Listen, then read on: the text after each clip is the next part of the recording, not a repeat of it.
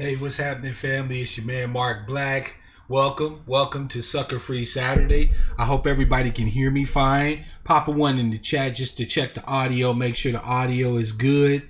I want to, first of all, thank all of you right in advance for sharing your Saturday with me. I know that there's much more you could be doing today, but I'm glad you got a chance to come and kick it with me. I have some insights on a topic of pretty big importance for a lot of us, right? There's some things that have been going on recently and a lot of miscommunication, misunderstanding, and so on and so forth, right? And so I'm going to share some insights with you all surrounding this issue so that we can get some clarity and understand where next to go. What's our next steps, right? Because I think that's pretty important. So with that said, before I even get into the discussion today, let me shout out all of my supporting members of the channel, right? Brother Hermes, Sister Black Magic, Sister Rhonda Brown, Ms. Denny, Cool Unk, Sister Taj, Back to the Basics, and anybody else that has chosen recently to become supporting members of the channel. You, of course, can do that by just clicking the join link there at the bottom. There's a few different levels. Again, support as you see fit. I understand if you can't call it, don't worry about it. But if you can, brother got a powerful need to eat sometime this month, and it's always appreciated. First, let me shout out to my brother Tazabah Shalom. I see you. I hope you're here for the broadcast today. I think you'll enjoy or at least get something from what I'm about to share today. Of course, the esteemed brother Darker Visions, also known as Jason Argonate, is in the house. Brother John, namaste. I see you, fam. Welcome to the broadcast. Dark Child is in the house. Brother Noel is in the house. Sister Tiffany is in the house. Brother Lionel's in the house. Wa alaikum salam to my sister Pretty Muslima is in the house. Welcome, fam. Today is going to be an interesting one, because I'll be perfectly honest with you. A lot of what I'm going to discuss today is, you would say that it was conjecture on my part, and you would be partially right. I prefer, however, to use the term insight, because conjecture would mean that I would be simply just making a guess.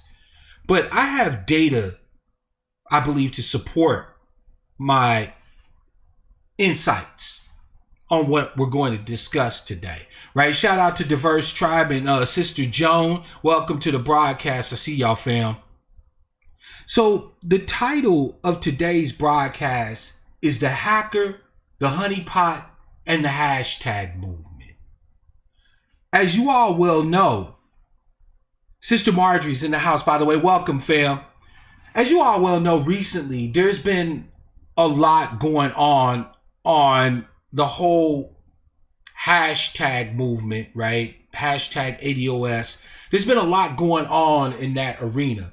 Now, as many of you well know, I have been a long-term supporter up until recently of the hashtag movement and its leadership. I need to clarify a couple of things. First of all, I am still a supporter of the movement itself. I am 100% on board with the stated goals of the hashtag movement known as ADOS, or hashtag ADOS, the American Descendants of Slavery. I am still 100% in support of the stated goals and aims of that particular movement. I, however, have disavowed and do no longer support the so-called leadership of the movement, and many of the partisans of the movement I can't abide either.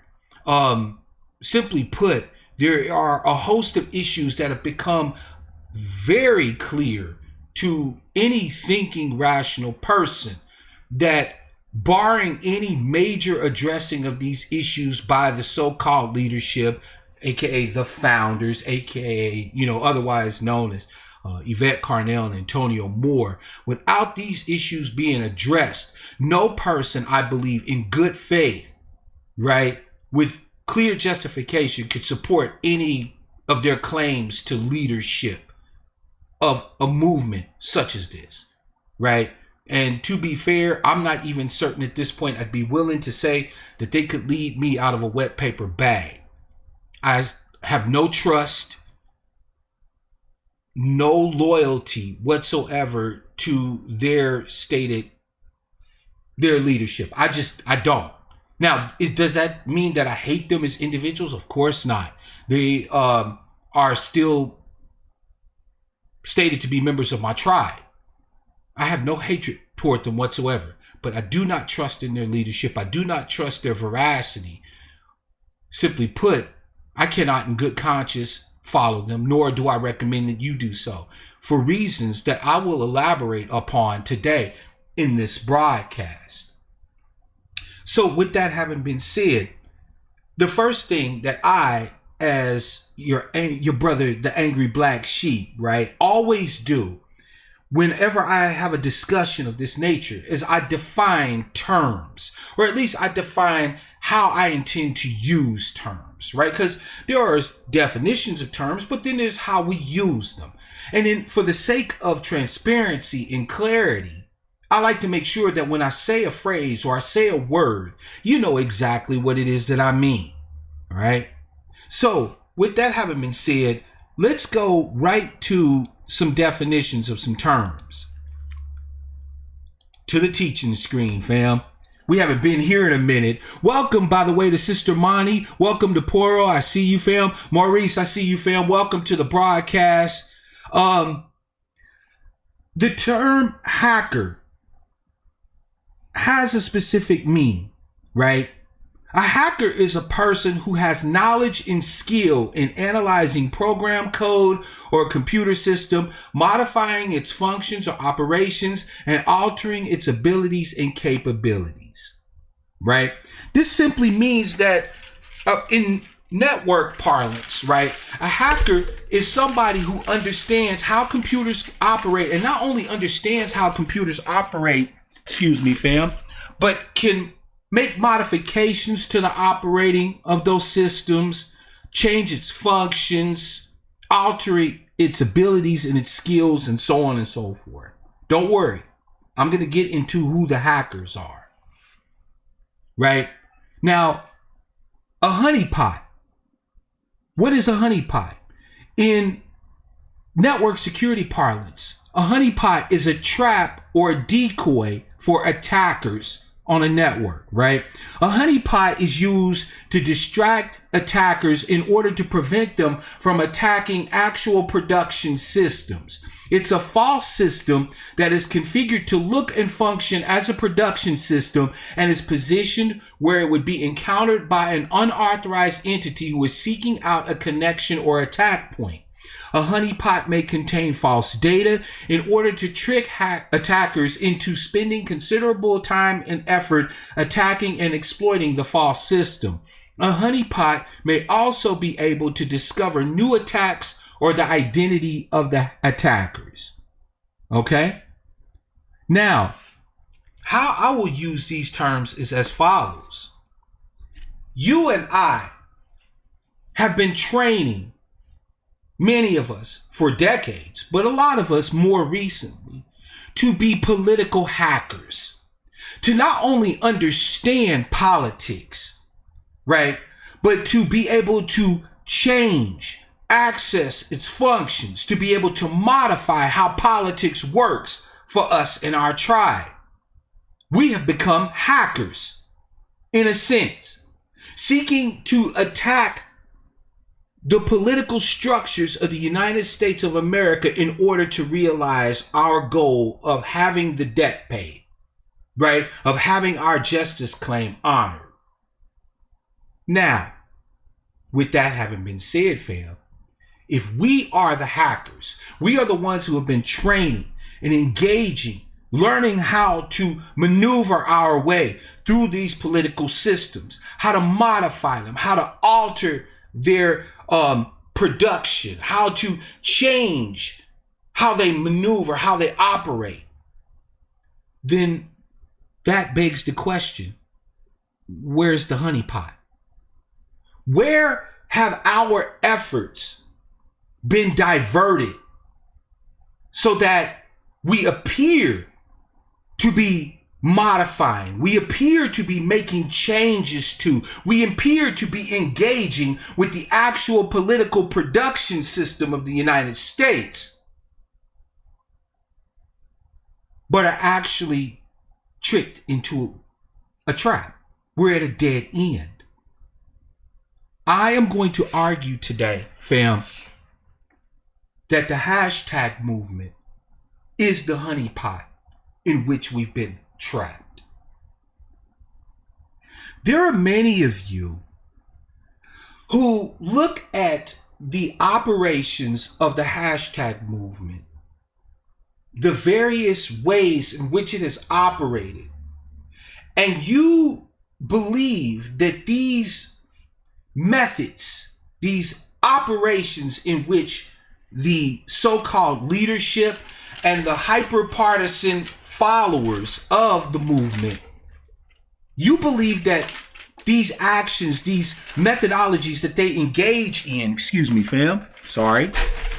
are an aberration, right? That they are somehow flawed, that there is a host or a series of mistakes being made.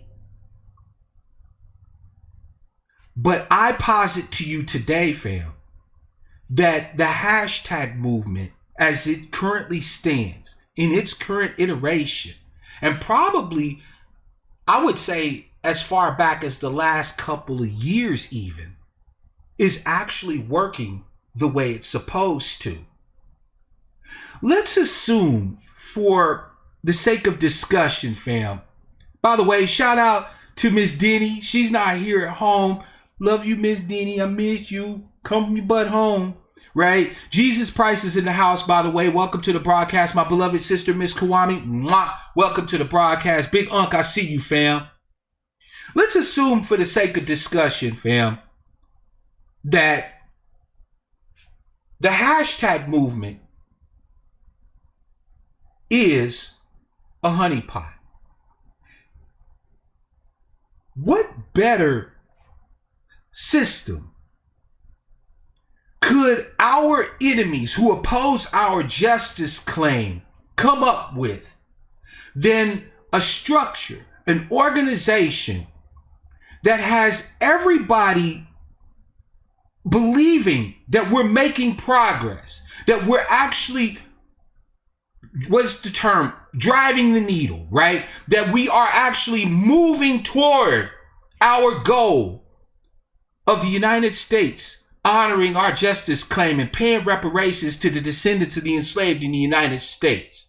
What better tool would I, who oppose that, have than an organization who appears to its members, its adherents, to be the most effective push for justice in modern time,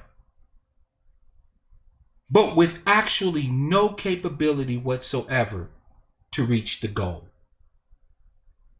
If I were sitting at a table with other enemies, other opposers of reparations, and a comprehensive, protective, substantive Black agenda, I could not have developed a better way of being able to ensure that the most capable, the most skilled at possibly being able to reach the goal would be completely blunted, completely shunted off than I would the hashtag movement, hashtag ADOS.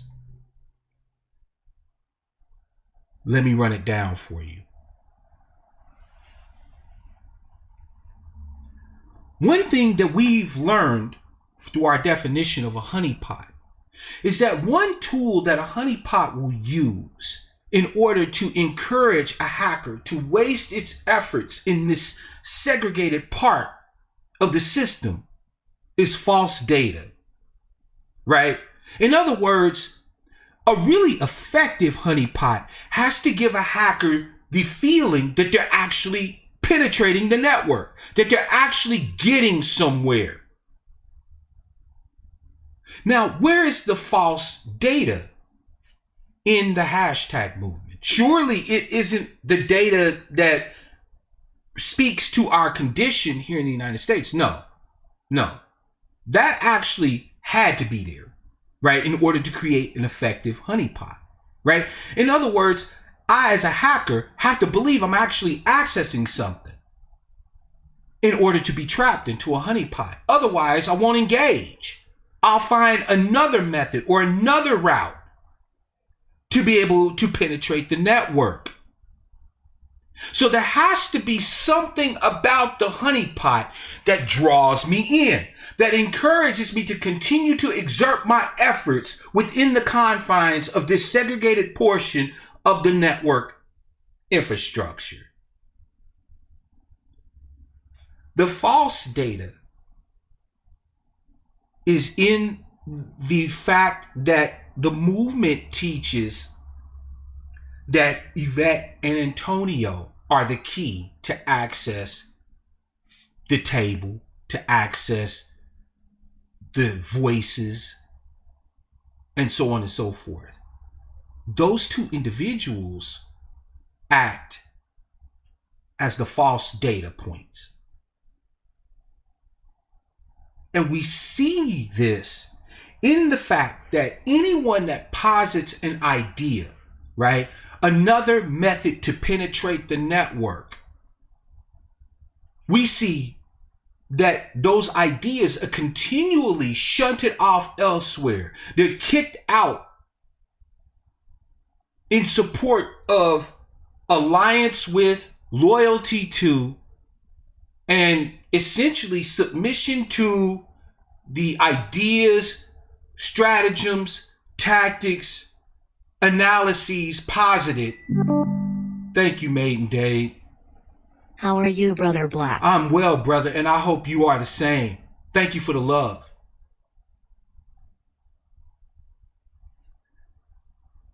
The hashtag movement as a honeypot is super effective because there are a multitude of ways by which we are manipulated into believing that we're making progress when we're actually making none. One key way to clearly demonstrate the honeypot-like nature of the hashtag movement is the emphasis upon intangibles and unmeasurables. Don't worry, I'll elaborate. My beloved sister Toolbox is in the house. Welcome to the broadcast, sis. In the confines of the hashtag movement, you hear a lot about claiming the name. And that's important. That's super important. As a matter of fact, bookmark that. Like, put a pin in that, because we're going to revisit that later on in this broadcast. But you hear emphasis on things like grounding yourselves in the data, questioning the backgrounds of the individuals who either are detractors or followers, right? In other words, skeptical inquiry and so on and so forth. And these are general principles, and they are good principles. I'm not belittling them or discrediting them at all. However, general principles only serve to amalgamate, to congeal, to bring us together, fam, right? We can organize around general principles. However, in order to be able to actually have any effect, we have to have orders. We have to have strategy. We have to have tactics. We have to have goals. And believe it or not, fam, goals aren't amorphous. They're specific things, right? If I say that I'm going to the grocery store, right? That's my goal. Then I know I have met my goal when I walk through the doors of the grocery store. If I've done anything other than walk through the doors of the grocery store, I have not met my goal. It is clearly evident whether or not I have reached my goal or not. Capiche? You guys, you feeling me so far? Right? Goals and tactics used to reach those goals have key measurables that show either you are approaching your goal, where you are in location or relative to your goals, and so on and so forth. You do not see any evidence of actual goal setting within the hashtag movement. The hashtag movement is very much reactionary and heavily based around a few general principles and a lot of intangibles. Tell me something, fam. There's a phrase that Antonio Moore uses quite frequently, saying, "We coming." What the fuck does that mean? We coming where? Relative to what? Even in aphorisms that should make sense, basic aphorisms, you cannot get anything that allows you to be able to pin the so-called leadership down to measurables.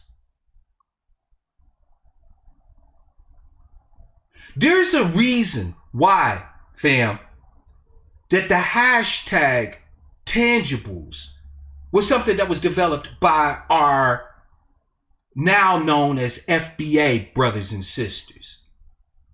Because anybody who understood that we as a lineage, as a heritage, as a culture, as an ethnic group in the United States of America have this shared destiny, this shared need for redress, immediately understood that along with that, there would be specific items that would fix us. No one needed to be told that. There didn't need to be a list of items set up on a website. You ask any person of our lineage and our heritage, once they understand who we are, what we are about, and why we advocate based off of lineage, what would fix us, and you can get a list a mile long. And I guarantee you that many of us would be saying the same items. This is not anything that you need to have a meeting about or take a vote or a plebiscite on. Once we understand the need to organize politically, economically, and so on around our ties together as a lineage, a whole host of answers just explode from each of our heads. As we become the hackers and understand how we're going to have to penetrate this system, key data points pop up in our head like that. Now, it's nice if we sit around and we talk about some of the things that we value, or we have discussions on what should be elevated in importance as opposed to what is reduced in importance, like what we need now as opposed to what we may need later, and so on and so forth, right? But the fact is that none of us needed any education on determining exactly what it was, what it is that we need to do as lineage-based advocates in politics, economics, you name it. None of us.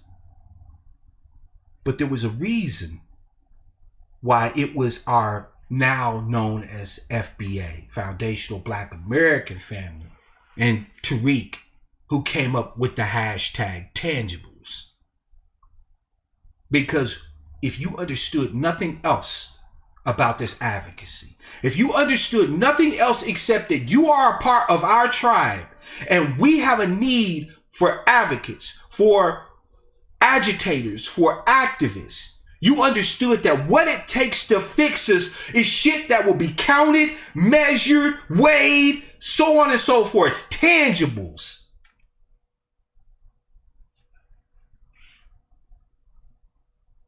But we have not once seen anything substantive or tangible put forth by the so-called leadership of the hashtag movement. And I argue today that that is not an accident. That is not a mistake. That is not flawed leadership. That is by design.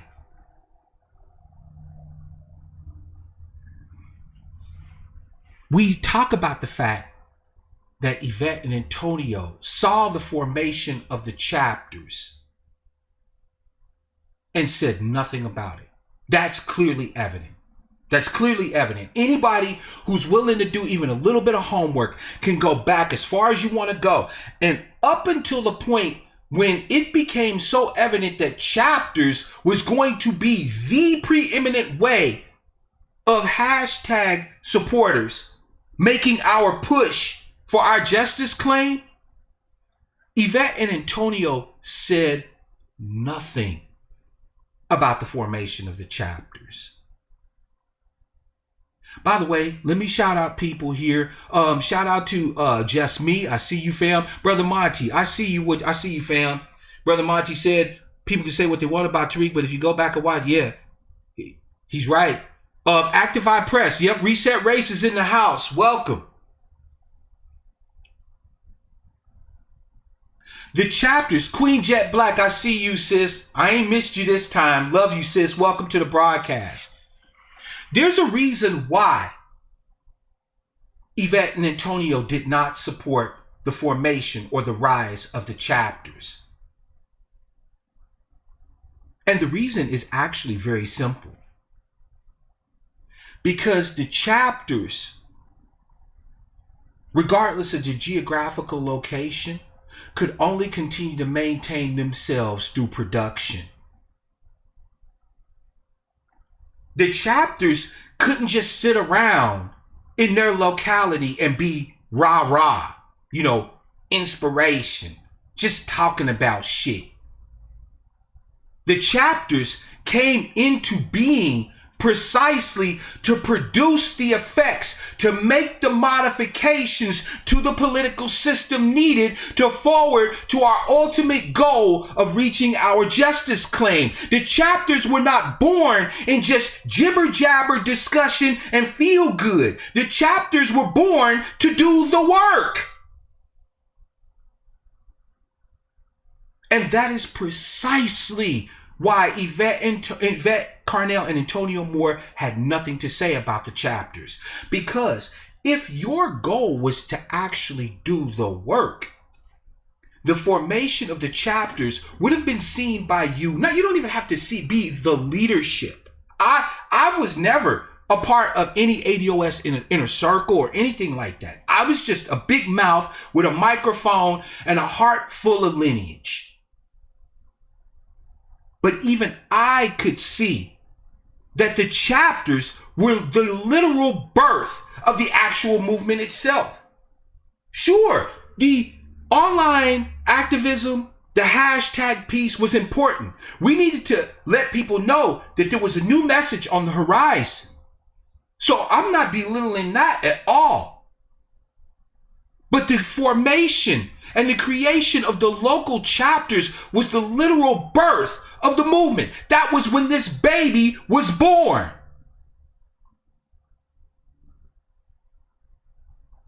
And you mean to tell me that the so-called parents of the baby can't even talk about it? Can't even take a baby picture to show it off to anybody? Nah, what Yvette and Antonio did was nothing at first. And then when they started to engage the chapters, they did the equivalent of trying to swaddle a 7-year-old. Every step of the way, every engagement that Yvette and Antonio has had with the chapters has been deleterious or neutral at best. because the chapters were organized around the principle that, yes, while we have our overarching goal, we still live in our locales where we live. And thus, we need to organize around specific things that we can do here where we are, that ultimately combined together works to create the environment so that we can better press home on a national stage our justice claim. Poirot said, I started the Baltimore chapter in 2019 and Yvette and Tone ignored us until they couldn't. That's facts. Fam, there is nothing I'm going to say today that cannot be corroborated. You can simply just ask members of the chapters.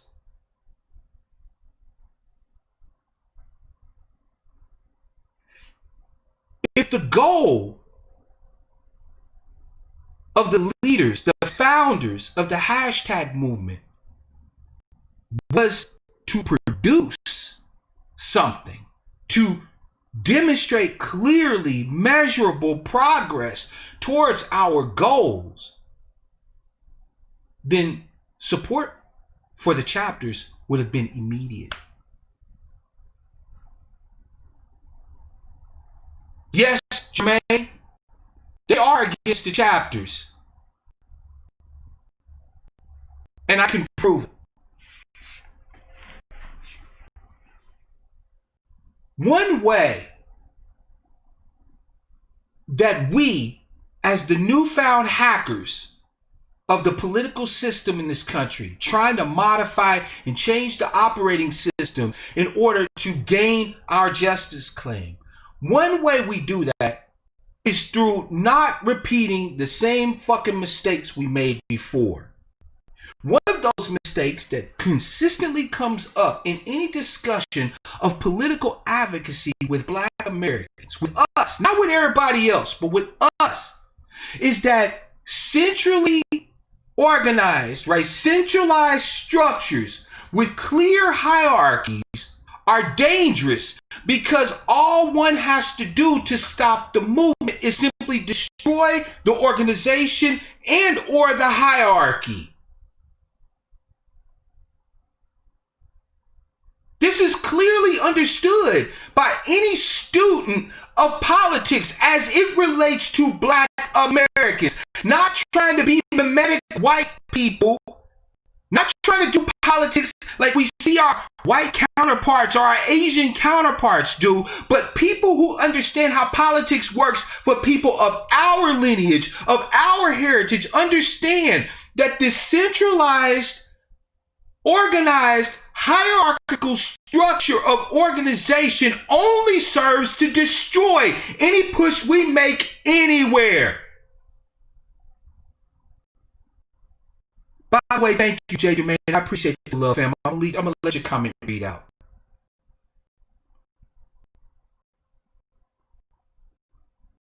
We understand this. Matter of fact, I would go as far at this point as to say that understanding is self-evident. So now, if I understand that a centralized, highly organized,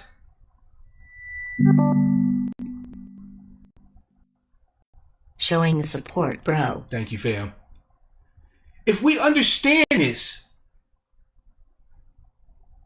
that these centralized hierarchical structures are vulnerable to attack by our enemies who outnumber us.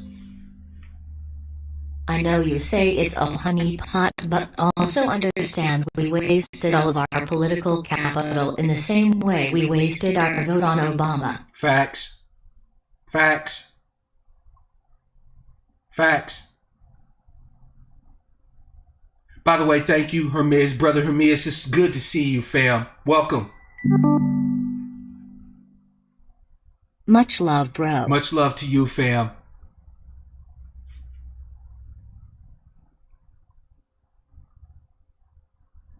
Believe it or not, fam, Yvette and Antonio, in creating the honeypot known as the hashtag movement, expecting tangible and getting dust. Boy, that's true as hell. In their creation of this honeypot, they had to make it convincing, but they fucked up. Because in the parlance of networking, they gave us a protocol that we can use. Don't worry, I'm going to get to that. If you wanted to organize anything for Black Americans, you have to account for the fact that any attacks that we make on a system that is set up not only to dominate us, but also to take advantage of our numeric weakness, that we have to combat those systems asymmetrically.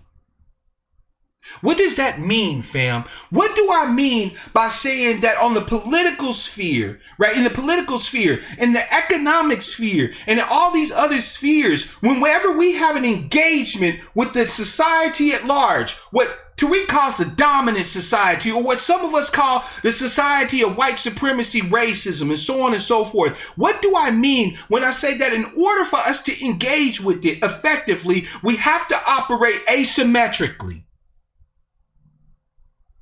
What I mean is simply this,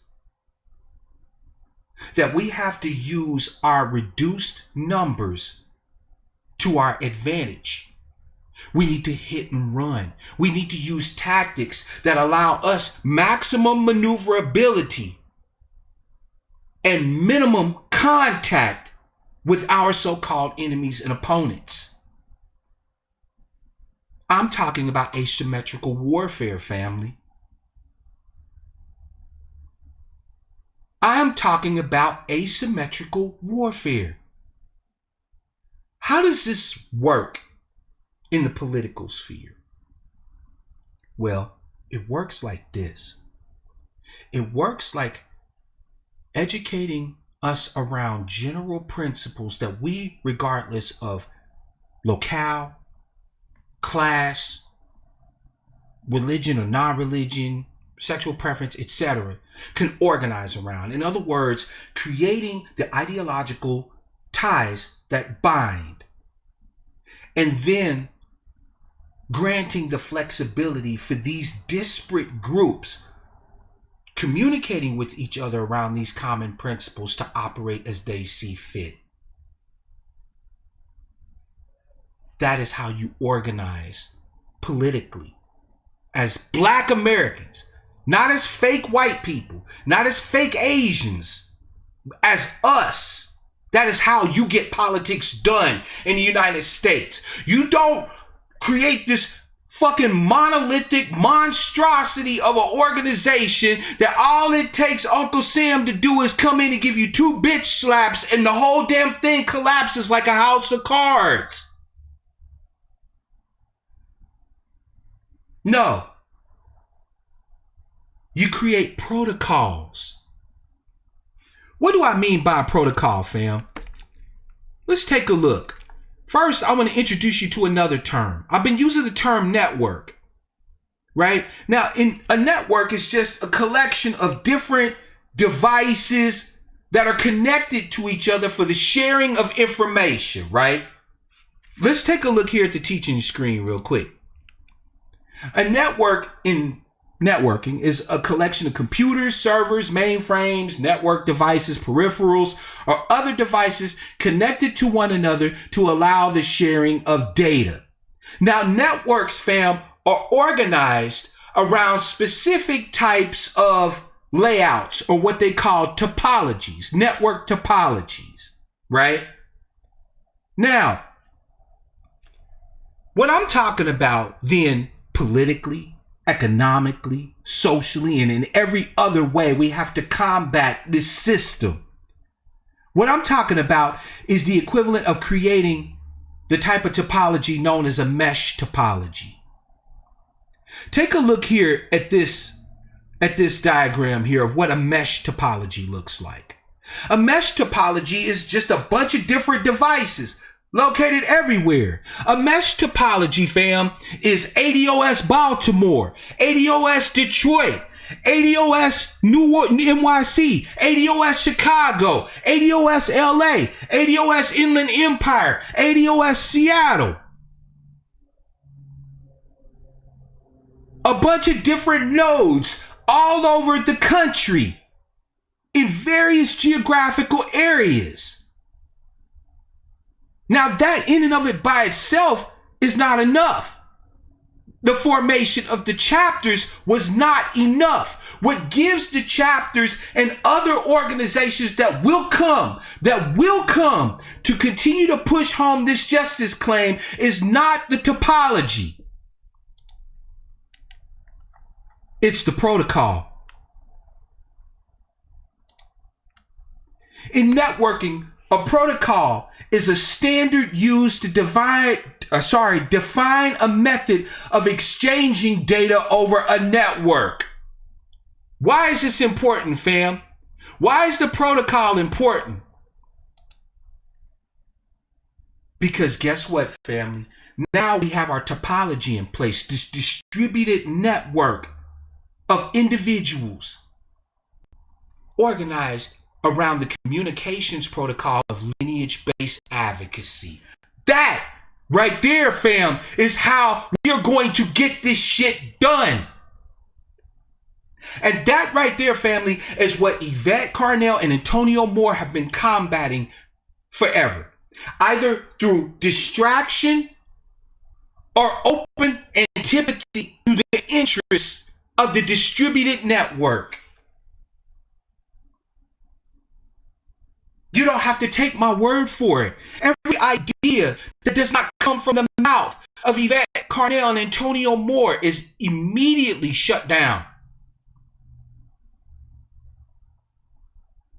And the hyper-partisan true believers won't even consider at this point any ideas that come from anywhere outside of Yvette Carnell and Antonio Moore.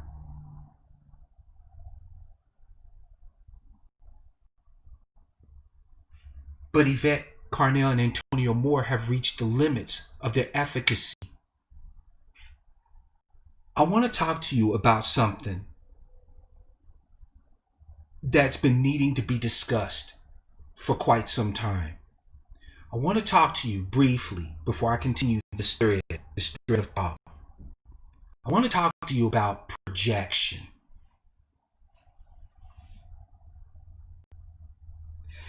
In psychological terms, projection is when you feel something, but as a psychological defense against you having to face what it is you feel. And this usually refers to something negative, some character trait or some character flaw or some psychological pathology you're experiencing. Rather than you facing the trauma of your own psychological issue, you take that issue and you project it onto other people or other situations or other circumstances, right? So let's say that you are an abuser.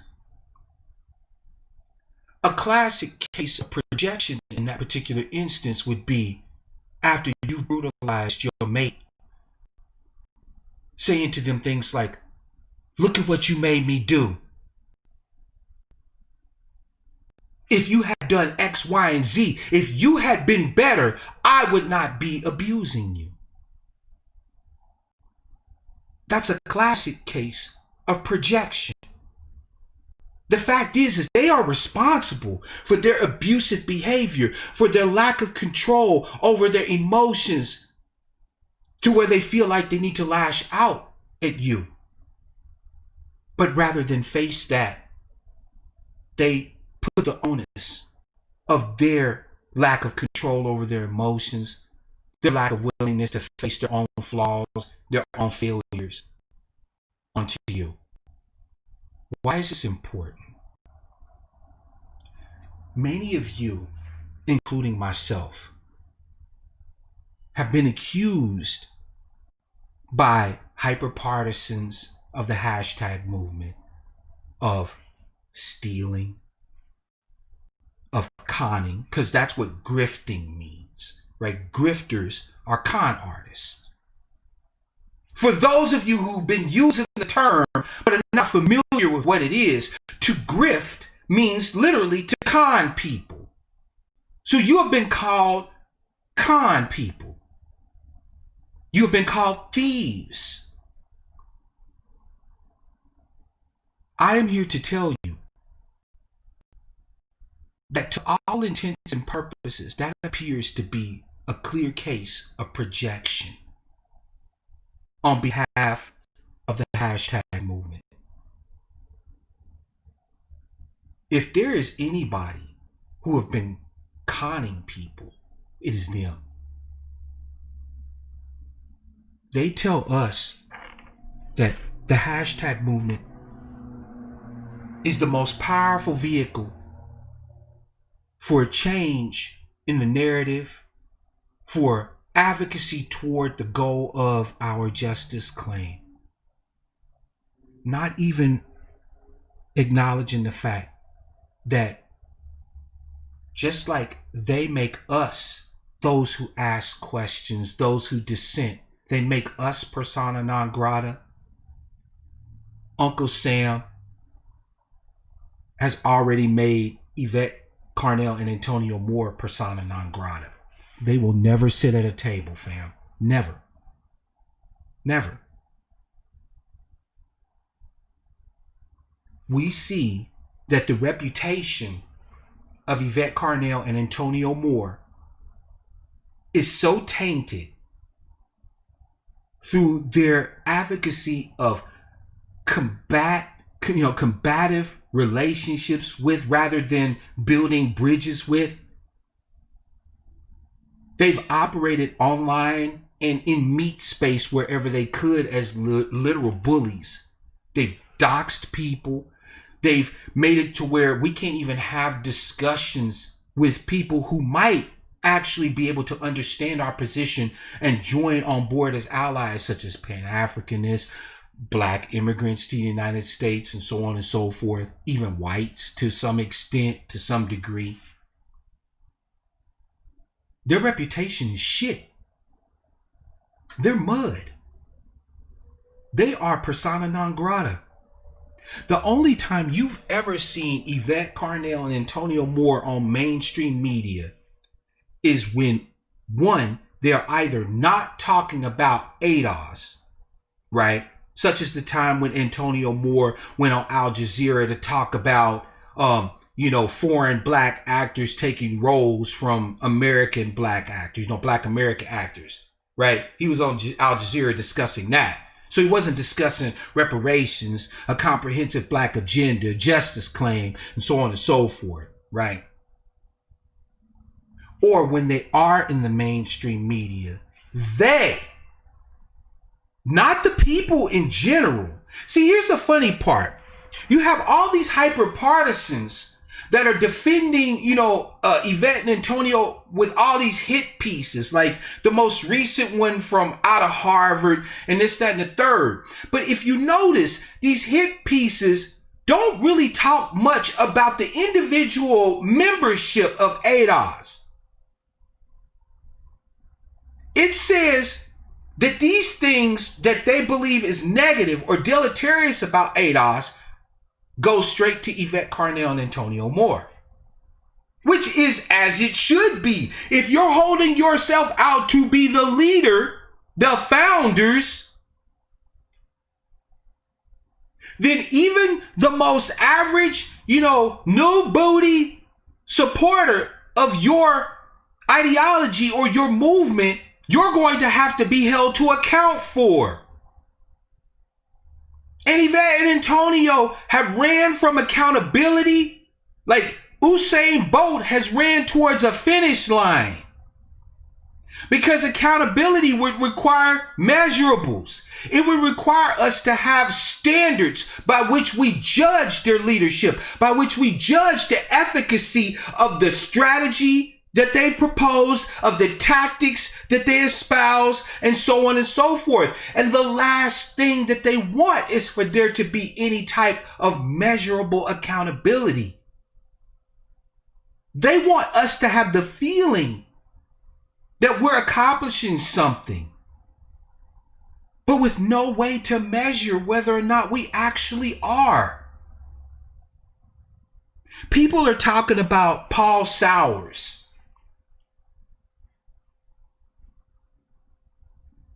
I have my own take on who Paul Sowers is. But before I even say anything about Paul Sowers, I will simply say that I think that Paul Sowers is immaterial. To you and I, Paul Sowers is a nobody. He's a nothing, right? Whatever he spouts off on his little blog in defense of Yvette and Antonio or their hashtag movement is immaterial. However, is Paul Sowers a problem? If you're a member of the hashtag movement, I would think so. In 2021, fam, there is almost nobody that you know that does not have an online presence. Nobody. I'm talking about even your grandma. Got some pictures up on Facebook or something, or, she posted it, an old forum somewhere or something like that, right? There's very few, if anybody, in 2021 that you can't find out something about via the internet. Privacy is a joke. It's a myth. It don't exist. Fam, I researched into the background of Paul Sowers back when he gave the keynote speech at the ADOS conference, and I found nothing other than his blog. Now, I'm not going to sit here and say that I'm like a super hacker and, but I do pretty well when it comes to research. Like, I can take a thread and run with it. Even the slightest, tattered end of a thread, I can find something. You don't find shit on Paul Sowers? No LinkedIn page, no old high school yearbook pictures, no where he went to school, no nothing. But yet this man gives the keynote address at a conference that was supposed to be about lineage-based advocacy. There's nothing on this man, fam. Nothing. As a hobby, as an aside, I study tradecraft. I'm talking about like spook shit, like CIA, spy shit, right? Just because I'm interested in that sort of thing, right? I study stuff like tradecraft.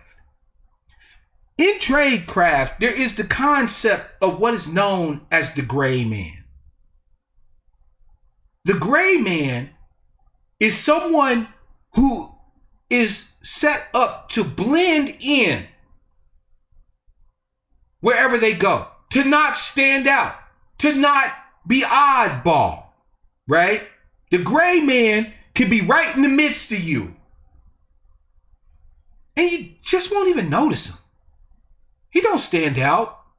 He don't look in any way different. He don't sound different. Now, I know what you're thinking. Well, Paul Sowers can't be a gray man. I mean, look, we notice him. We know who he is, do we? Think about our response, our reaction to Paul Sowers. How normal it is. Yes, fam. How normal our reaction to Paul Sowers is being.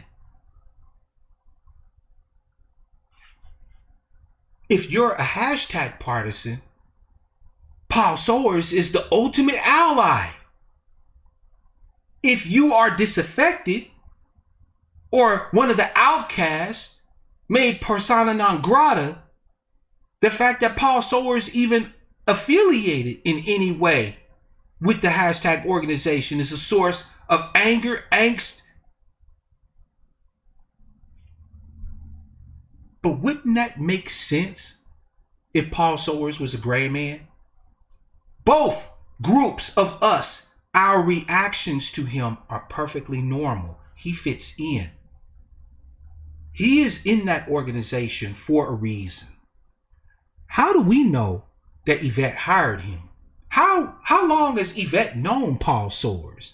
You know, she used to work on the Hill at Barbara Boxer's office and other places like that. She's been involved in, working in politics and this, that, and the third. How long has she known Paul Soares for? How many conversations have they had on various topics, various subjects? When did he know about her potential push for lineage-based advocacy? How much influence has this man and his conversations had on the path, the track that the organization takes? Truth be told, to us, he is no danger. But he can be if we allow him to be. His greatest danger is fitting in so well as a white man in a black movement that we are completely distracted.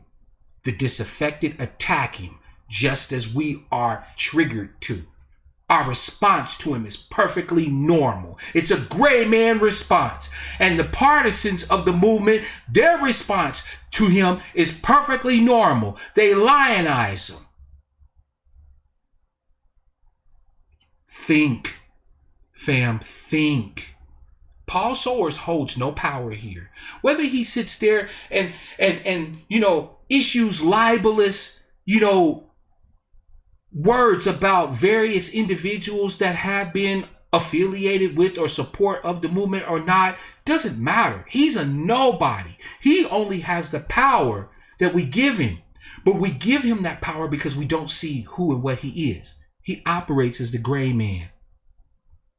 And as long as we allow him to operate as the gray man, therein lies his danger. He's no threat to any of us. And he's no threat to the ADOS movement. Because, again, assuming that Paul Soares is a threat to the ADOS movement is assuming that the ADOS movement is in existence to actually put forward effort to produce real, productive, measurable, tangible, demonstrable action on our justice claim. And I've been arguing with you for the last hour or so that they are not. They have been for quite some time, in my humble opinion, and continue to be a honeypot, a place for us political hackers to waste our efforts, to waste our energies, thinking that we're actually doing something, that we're actually moving the needle, that we actually have some say, some input, when all of our efforts are being completely blunted, completely shunted off. No, Paul Soares isn't a threat to the hashtag movement. The hashtag movement is not what you think it is. Paul Soares will continue to support the hashtag movement. He will continue to be Yvette and Antonio's attack dog. But they will continue to do nothing. They will continue to inspire, to do broadcasts talking about this cultural issue. It's funny. I remember one of the indictments issued against FBA was that ADOS is about doing political work and FBA is just for the culture. Isn't that interesting? It might be true. There's a lot of our FBA brothers and sisters that ain't really political. That's our job, by the way, to help get them political, but I digress. But how political you think ADOS is being? We actually had a chance to influence a presidential election. We not only didn't, we failed spectacularly to do so. We had literally zero influence on this recent political, season, on up, down ballot races or up the ticket. I mean, we know that there's a problem with Ice Cube reaching out to the Republicans. We know there's a problem with Master P making pancakes. We know that there's an issue with Harvard, people writing a paper against ADOS. We go in on all these things. Right now, the big hullabaloo amongst the hashtag movement is that some people out of Harvard wrote a paper castigating the hashtag movement, claiming all these different things, all these negative things. But if you had spent the last 2-3 years building up advocates, making new leaders, creating new nodes in the network, no one would even give a shit about that article out of Harvard. Your enemies writing slanderous and libelous arguments about you in various media, that's just par for the course. You don't even have to dignify or justify any of that with a response. Our issue is to get our information, our advocacy to the people that have not taken a side. I don't give a fuck about detractors. We've got enemies out there, open enemies, who made it clear that no matter what arguments we make, no matter what data points we present, no matter how erudite and calm and well-spoken, lack of profanity and peaceable we are, they're not going to give us an inch. So why do we give a fuck what they got to say? Harvard's long been a bastion of white supremacy. Are we so surprised that now white supremacy comes in blackface? Why do we care what these people have to say in anything, whether it's a published article in a Harvard Review or not? I don't even expect advocacy for our justice claim to come out of Harvard. I don't expect anybody from Harvard to ever support what it is that we're doing. So they can libel us all day. It's par for the course. It's exactly no more or no less than what I've come to expect from them.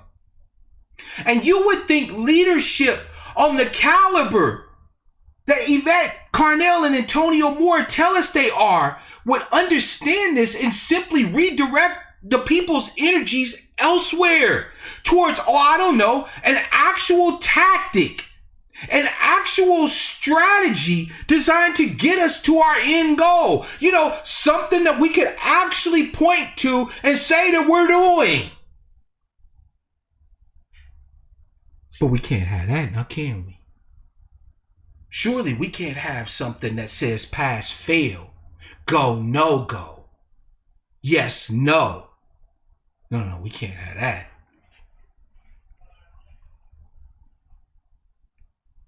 Sister Strongflower, love you, sis. Welcome to the broadcast. Sister Alma, I see you, sis. Welcome to the broadcast. We can't have that. We can't have anything that actually ties Yvette Carnell and Antonio Moore to espousing a specific tactic where we can hold them to account. And I know the reason why. Because the very last time that Yvette Carnell and Antonio Moore gave us anything resembling a tactic, by every objective standard of measurement, it not only failed, but it failed catastrophically. And I'm talking about the whole Democratic down ballot strategy in this last political election. That's why they will never again give you niggas an actual, measurable, demonstrably clear, tangible anything. I can promise you that. You can watch them and follow them from now until the cows come home, and you will get nothing, because the one time they actually gave us a strat, the one time they actually gave us a tactic to utilize, it is clearly a failure. Clearly a failure, just by two simple parameters. One, we did not see a reduction, a market beyond the margin of error reduction in the number of black people that voted at the top of the ticket. We did not see that at all. As a matter of fact, what we saw was roughly the same number of black people vote for Joe Biden and Kamala Harris. That's parameter number one. So measuring Democratic down ballot strategy by parameter number one shows a complete failure, a complete no-go. Second parameter, We did not see continued success for Democratic candidates down the ballot. In the House, the Democrats actually lost seats. And across the country, the Democrats lost positions in various state legislatures and so on and so forth. Do the research if you want to. By just two simple fucking parameters, their one tactic was a complete abject failure. For any objective person, fuck how you feel about Yvette and Tone. Fuck whether you think they the founders. Fuck whether you think they grifters. Fuck your feelings. Just look at the data. They tell us to ground ourselves at the data. They say, ground yourselves in the data. Do me a favor, partisans. Ground yourself in the data on this. All of the data that we can see shows clearly that this was a failed, stupid fucking strategy. It had almost zero chance of working.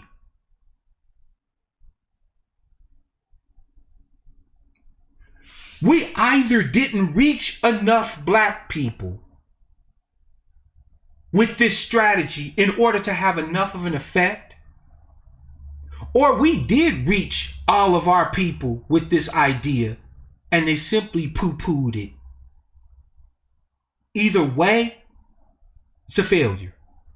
Sorry, looks like failure, smells like failure. And if you attempt as a partisan to hold them to account, what you will see them is doing this. Moving the goalpost. Oh, it was never about us determining who was going to be president or whatever the case may be. It was about demonstrating that we could coordinate our political power together. Moving the goalpost. If it wasn't about affecting the goddamn election, then what the fuck was the point in espousing it?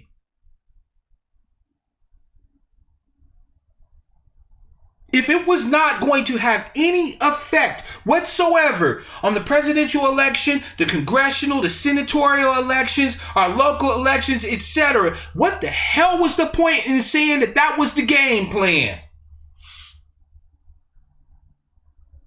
In the words of my beloved brother Morpheus, it was a goddamn suicide mission.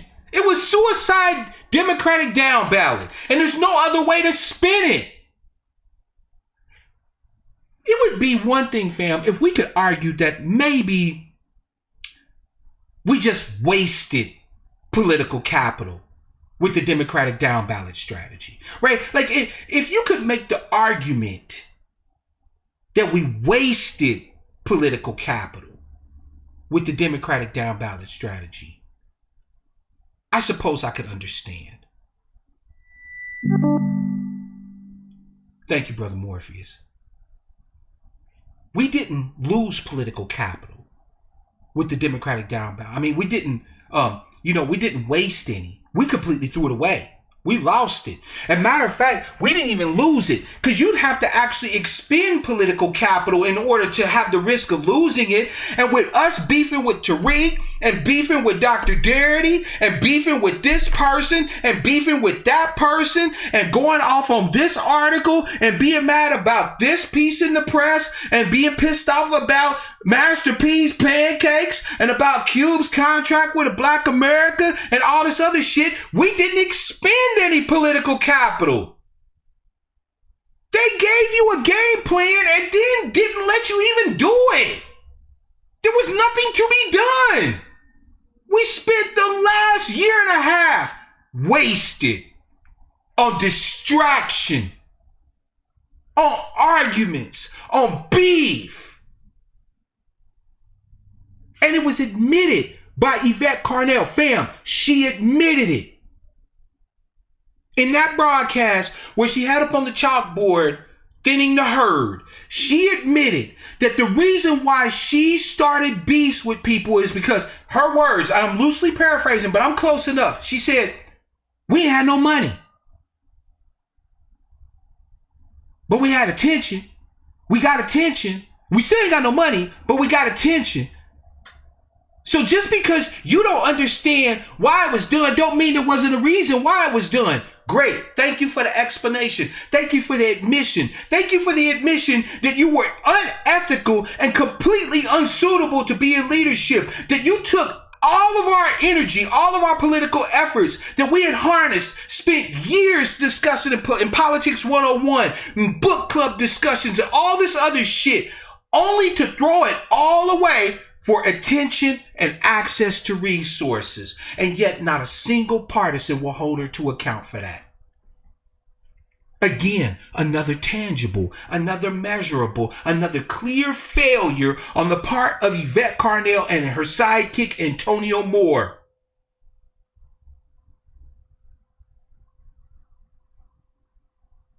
They may inspire you. They may make you feel like you're doing something. They cannot lead. They don't want to lead. Every attempt they make at leading fails. Sorry, fam. 1 time is a mistake. 2 times is a trend. At some point, even if you don't want to, you have to question their intentions, their motives. Sure, you make 1 mistake. You jump in and you say, I made a mistake. You take accountability, right? And then you demonstrate how you intend to rectify the mistake and you move forward. And if your people love you, and we do love them, that's easy enough to fix the breach. Easy enough to fix all these problems with all these so-called disaffected followers of the hashtag movement. Would have been easy as fuck to address them. Just simply be accountable. Answer questions where they're asked, especially by people known to have been given their loyalty. Place in place actual measurable standards that we can look at and see success, failure, pass, fail, go, no go.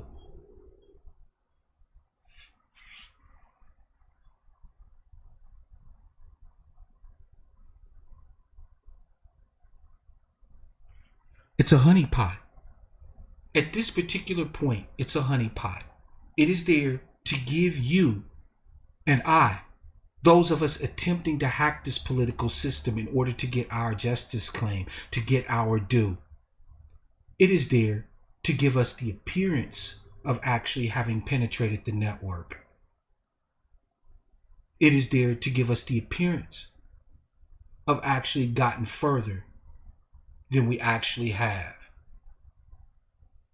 And for the remaining time it exists, it will continue to act as a honeypot because there is no incentive whatsoever for its so-called leadership to do otherwise. At this particular point, Yvette Carnell and Antonio Moore put food on their table, whether they provide us with any effective strategies or not, whether they provide us with any effective tactics or not. But you're the con person. You're the grifter. You're the thief. Fam, I get people contributed me via super chat and other things. I've never held out anything except to say that I've got a powerful need to eat sometime this month.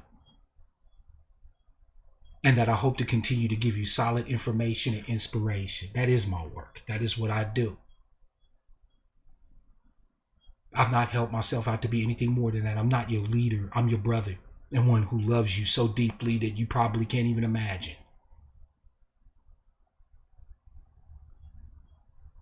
And even I, with the little influence that I have, beg you. It went from reparations and agency to redfish, bluefish, and undermining everyone who wanted to the work. That is facts. That is absolute facts, see? But even I, the little influence I have, fam, I beg you for accountability. Every broadcast, I say it in one way, shape, or fashion. I beg you for accountability. I say to you, keep your brother on the straight way. Don't let me stray. Don't let me do anything fucked up. Watch me, question me, hold me to account. If I say anything, if it's right, then it's right. If it's wrong, then I need to own it and I need to correct it.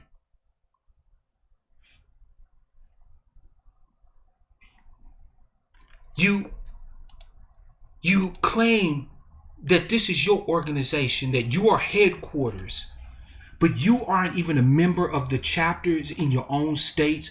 By the way, shout out to my sister Shayna. I see you, sis. Welcome. Welcome to the broadcast.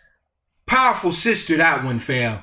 Sister Shayna is on her shit. She knows her business. Solid advocate for us, right? And Sister Shayna's right. How you gonna talk about leading the national organization and you ain't even in charge of ADOS ATL and ADOS LA? They can't even count, like ADOS ATL and ADOS LA can't even count on your leadership there in their local area where you live, where you should know how motherfuckers is operating in your state capital or in the cities, in Augusta, in DeKalb, right? In Fulton County. In the ATL, when you should know how they operate in LA County and in Orange County, in Inland Empire. You can't even lead there. But now you want to set up headquarters, HQ, and everybody that has been spending all this time, all this energy, all these boots on the ground, all this organizing, learning by doing by learning, getting the work, actually doing the fucking work, are now going to have their work stolen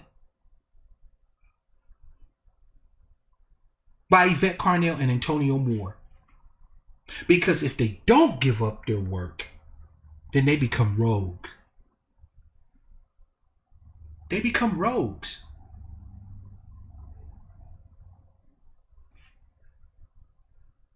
Now that we know that Project Takeover had nothing to do with the NAACP in the Urban League, that actually Project Takeover turns out to be your chapters that you develop. Now that we can clearly see, demonstrably, fuck your feelings, all bullshit aside, that every single stratagem, every single tactic that Yvette and Antonio have espoused has been completely failures. Some of the chapters, Sister Sherry, aren't, as far as I'm aware. I know some of them are, but there are some chapters that are not incorporated, and they're at risk. Because they're not incorporated, they run the risk of being ran roughshod over by any HQ organization or any umbrella organization that Yvette and Antonio create. My brother Black Man is in the house. VLB, I see you, fam.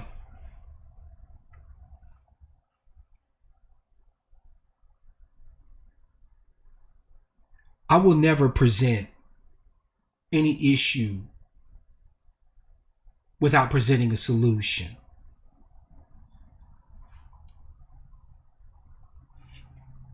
Now, my fellow hackers, now that you know we've been in a honeypot for the last 2 years, let me humbly share with you some ideas on how we continue to penetrate this network, on how we continue to penetrate this system till we get to the core of the network and reach our justice claim.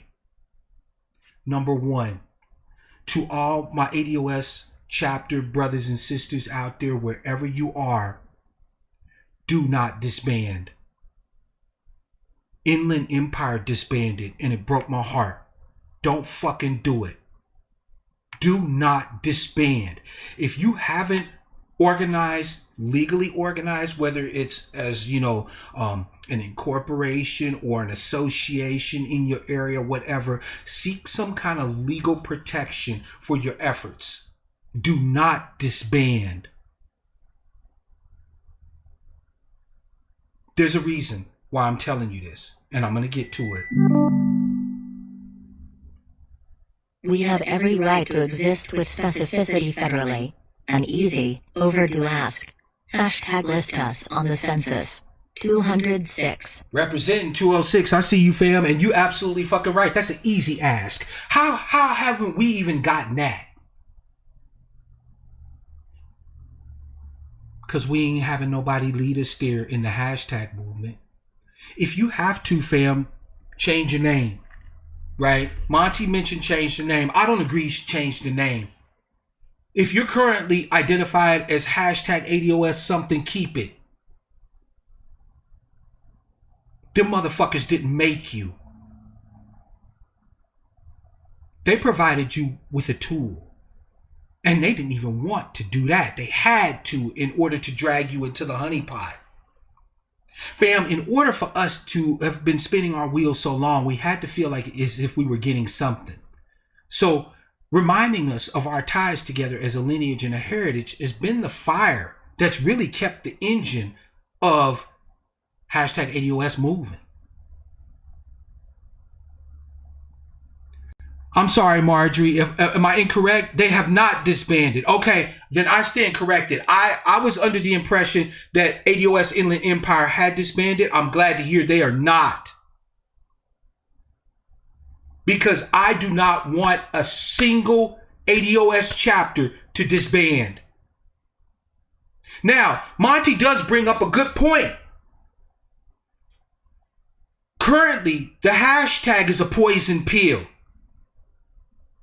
If you operate under it, be reminded that it will be more difficult for people to come out and openly support you. Not because you guys are bad, not because you're doing anything wrong, not because of any of that, but because of the poisoned reputation of Yvette Carnell and Antonio Moore. It is a poison pill. And, you know, I find that Monty actually brings up a really good point. The absolute unmitigated gall of them poisoning your one piece of advocacy, right? The hashtag, and then demanding that you buy it from them, that you pay them chapter dues for a damaged hashtag. The unmitigated gall. Thank you, Marjorie. I appreciate the heads up. By the way, follow your brother on Twitter. I want to make it clear, by the way, that this place, Black Outcast Media, as long as it is in existence, will be an open forum for all chapters. Change your name or not, I don't care. Whatever you're doing on the ground, I'm a clearinghouse for you. My voice is your voice. Reach out to me. If you want to come onto a broadcast and speak, we can set that up. I am here for you. I will support your every effort, whether it's local or whether you're coordinating with other groups, because that's the second item. Those of us who are no longer affiliated with the hashtag movement, we need to either get on board with a local group that's doing something, or we need to create our own local groups. We need to expand in 2021. I know some of you have issues with them white folks like Paul Soers and immigrants like Serena Harris and stuff like that in ADOS. Let me share something with you. For the first time in the history of our people, and I feel comfortable saying this, we're not a threat by them. Not for this. Now, do I think that these people should have positions of leadership in our organizations? Fuck no. But am I going to discount the efforts of allies like Gabe Piemonte? This man done raised money for our communities and shit. You think I'm gonna throw him away simply because he a white man? You're a damn fool. You think I'm going to turn away now from actual open, honest, decent, personable, measurable discussion with black immigrants and other immigrant groups? No. If I'm going to be a voice for us, I have to be a voice for us on every area, on every battlefield, on every platform, talking to every group. Don't be afraid, fam, of people talking to white folks, Latinos, Asians. Don't be afraid. You're not, the threat isn't there anymore. We already have the one thing that we need to lead us. We have our lineage. We are all tied by that. We don't need to worry about somebody coming in and usurping our lineage. You can't kill who the fuck I come from. You can't co-opt who I was born to. I am a descendant of the enslaved in the United States of America. Can't no white man, no matter what documents he writes, nothing they do can stop that. So don't be afraid, fam. For the first time, we're in the fucking driver's seat. You have to know when you're winning. And right now, with our weapon of lineage-based advocacy, we can't lose.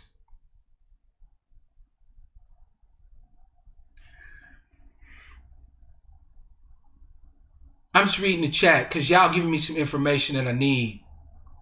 Exactly, Sister Sherry.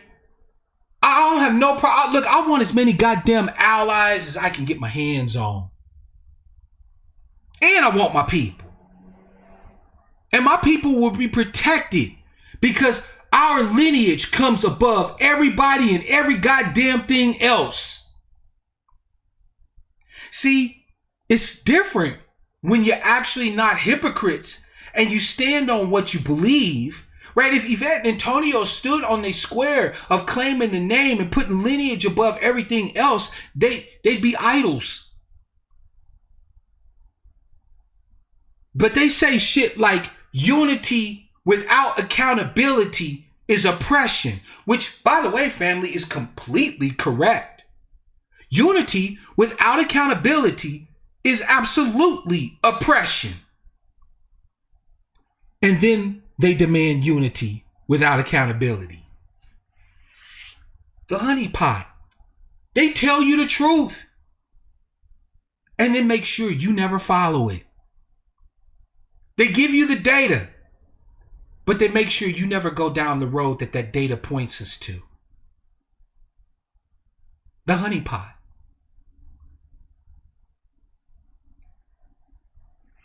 I also want and strongly encourage, and this is number 3 before I open up the phone lines. Number 3, I want to encourage us to start coordinating together. What the brothers and sisters in the ATL is doing is of importance to us. We need to know about it. Maybe there is something that we can do to help with their efforts. They're in the lead. They're there in the ATL. But whatever we can do to assist them, we need to assist them. Right? Brothers and sisters in B-More or, in DC or whatever the case may be. Right? We have to use our network protocol. We are all organized around the same network protocol. What is that network protocol, fam? Type it in the chat. If you've been paying attention, here's the pop quiz. What's the network protocol that allows our mesh net, our distributed mesh net to operate? What is our network protocol that allows our mesh net of different organizations, of different sizes, of different names to be able to communicate back and forth?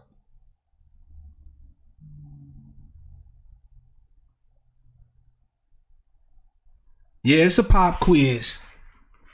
See if y'all was listening. The network protocol. What's the one thing that allows us to be able to communicate and work together effectively, regardless of location, regardless of anything else? Fam, it's lineage.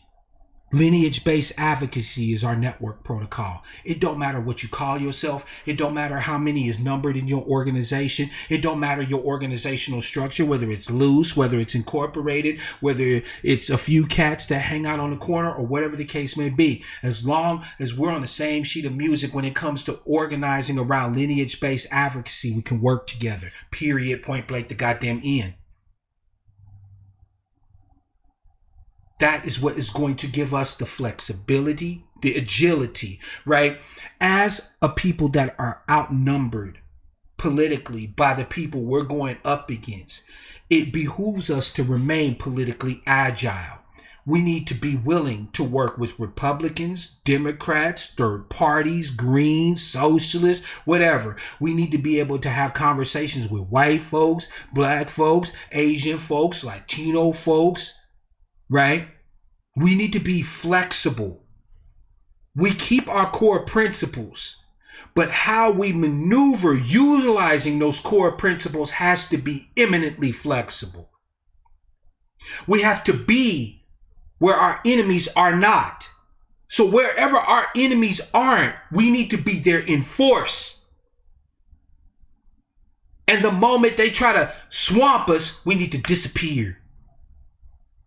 There can't be no centralized, hierarchical organization that they can smack down just on a humbug, that they can come and hit up with tax evasion. Look, fam, you got an organization, ADOS HQ. All Sam has to do is come in and accuse you of tax evasion. They don't even have to prove it. And guess what? All those chapter dues your ass just scarfed up from everybody across the nation now goes to your legal defense. More fucking distraction. More no work. More no effort towards our goal. If you wanted to create a way of being able to neutralize our push towards our justice claim, you could not have come up with a better tool, a better weapon than hashtag ADOS in its current iteration. No flexibility, ideologically rigid, hidebound, parochial, conspiracy-minded calf worshippers.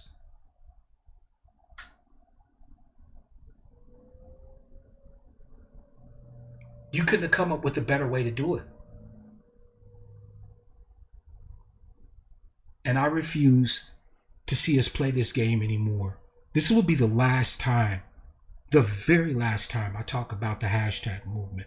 Moving forward, I don't care if you were formally affiliated with the hashtag movement or currently affiliated with the hashtag movement.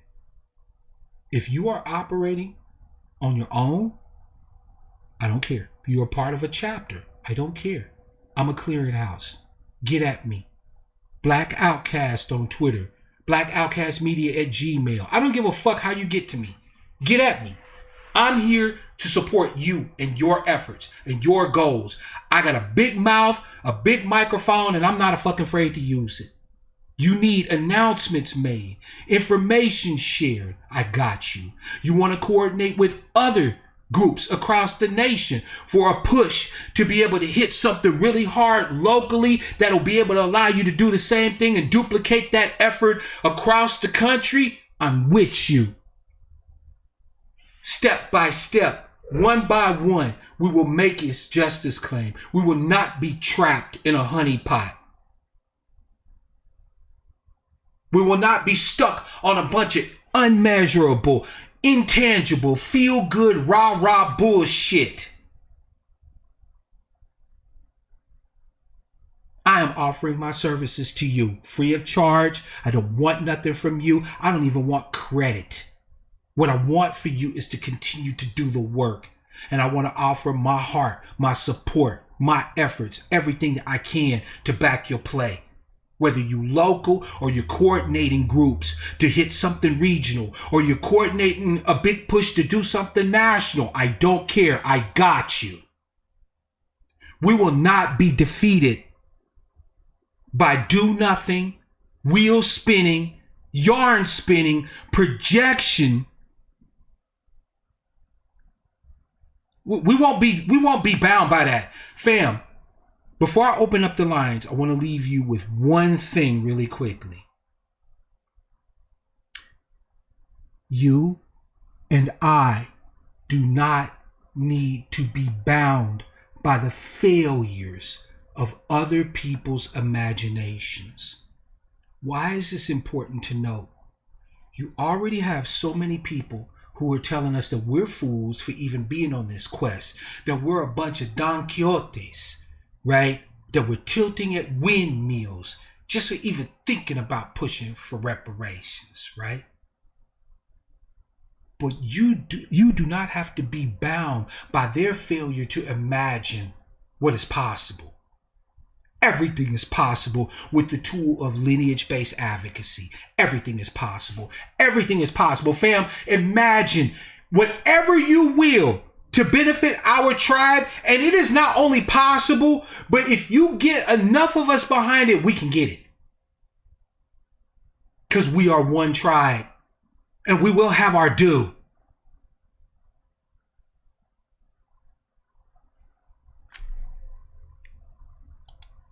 (360-602-2667) is the number, fam.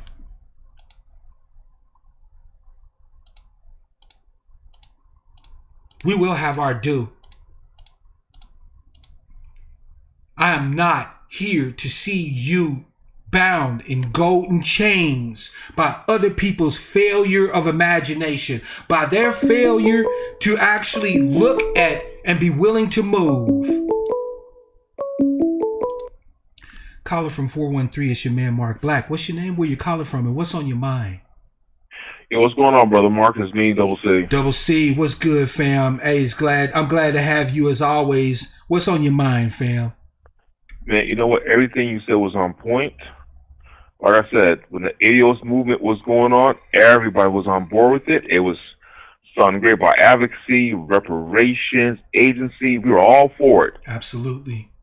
Then all of a sudden, we went from down ballot to I'm black, y'all. I'm bigly black, and one fish, two fish.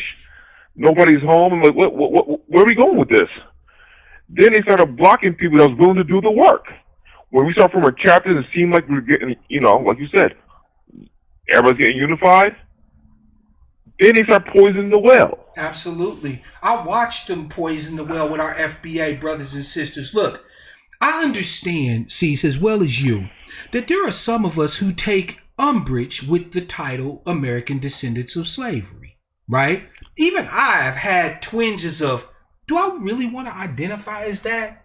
You know what I'm saying? Even though I was a part of the ADOS hashtag movement, I can get that other people, while still pointing their fingers towards us specifically as a lineage, might choose to be called something else. Because when FBA first really kind of came on the scene, Tariq hadn't yet broken with Yvette and Tone, right? So while I guess you could say that at this particular point it's a separate faction or whatever the case may be, it just didn't appear to me to be that way from its inception. I'll be honest, it didn't look like any type of grab by Tariq. It was a way of providing an additional identifier for people who took umbrage with American Descendants of Slavery. Right? That's why we got it too. Yeah, and it was actually a good name. I get it, right? Some people said, yeah, FBA, I fucks with that. Still talking about us, right? Still claiming the name, still identifying as who we are, but just simply calling themselves something different. Here's something that the hashtag movement won't tell you. I can promise you, Cease, that when we finally get to the point of our justice claim, the disaggregation, right, the term that they use to disaggregate us as a specific ethnic group will not be ADOS. I can promise you that. It will not be. It will be something else. I can guarantee you that whatever the government comes up with, they will call us something other than ADOS. And they've been doing that for years. And they've been doing that, right? We've been colored. Negroes. We've been Negro. Colored. We've been Black Americans. We've been African Americans. And guess what? All of those refer to the same ethnic and lineage group. us. Right? So to sit here and pretend like they're going to somehow get hashtag ADOS on the census or whatever the case may be. No, what we need to do is, instead of trying to reinvent the wheel, we need to be trying to push for more forceful advocacy and disaggregation of the data on the local, the regional, the state, and the federal level. We need, when they talk about Black Americans, us, to be talking about us. I don't give a fuck what name you call us. I really couldn't care less. If America decided to embrace FBA, fan-fucking-tastic, we'll be FBA. Or if they decide to embrace some other nomenclature, it doesn't matter. What our problem is not what we're called. Our problem is whether or not, when they talk about our specific needs, our specific redress, our specific goals, our specific interests, that they talk about us and not include us in with Asian and Pacific Islanders and Latinos and Hispanics and gays and lesbians and all this and that and the third. I don't care what you call me. Just give me my just due. Facts. I don't care what you call me. Just cut the check. I don't care what you call me. Pay what you owe. I don't give a fuck what you call us, fam. Cut the check. That's the whole goal. You think at the end of the day, when we finally have reparations and a comprehensive, protective, restorative Black agenda in play in the United States of America, that I'm going to give two shits what anybody calls us? Yeah. You can call me a nigga all day. Facts. You can call me a nigga 3 times before lunch. I don't give a fuck. Pay what you owe. In the words of that movie Godfather, I think it was Paulie, fuck you, pay me. Then that's the shit I'm on. Fuck you, pay me. Tell him, Cease. Tell him, Cease. I don't care. Oh, wait a minute. I don't care. Fuck you, pay me. Fuck you, pay me. But little Johnny's in the well. Fuck you, pay me. I don't give a goddamn. And here's the problem. We're so used to struggling. It's been part of our religion, part of our culture. I don't like struggling. Struggling sucks. Nobody else struggles like that. Yep. We got people coming in right now getting all types of set-asides and every fucking thing else. Oh, hold on, Cease. Before you continue, fam, because I'm going to let you chop. I want to give an extra special shout-out to my esteemed brother and elder. Brother Otis is in the house. Deconstructed. Oh, Brother Otis, it is good to see you, fam. Welcome to the broadcast. Go ahead, Cease. Like I said, make it plain. Everybody comes in here. Okay, picture this. You've been here all your life. Someone's been here for 2 years, and then all of a sudden you're your goddamn boss. Once again, I got a problem with that. Yeah. Like I said, fuck you, pay me. How you? Like I said, you know my history. You know where I live at. Yep. We got people from Russia and Poland coming over here where I live at right now, get all types of set-asides. Open up businesses and everything else. Get all types of land. If they only been here 85, 10 years. Yep. My family's been here for at least 8 generations that I can trace back to. That's my man. So, like I said, for all this, like as far as T and I, those two people, something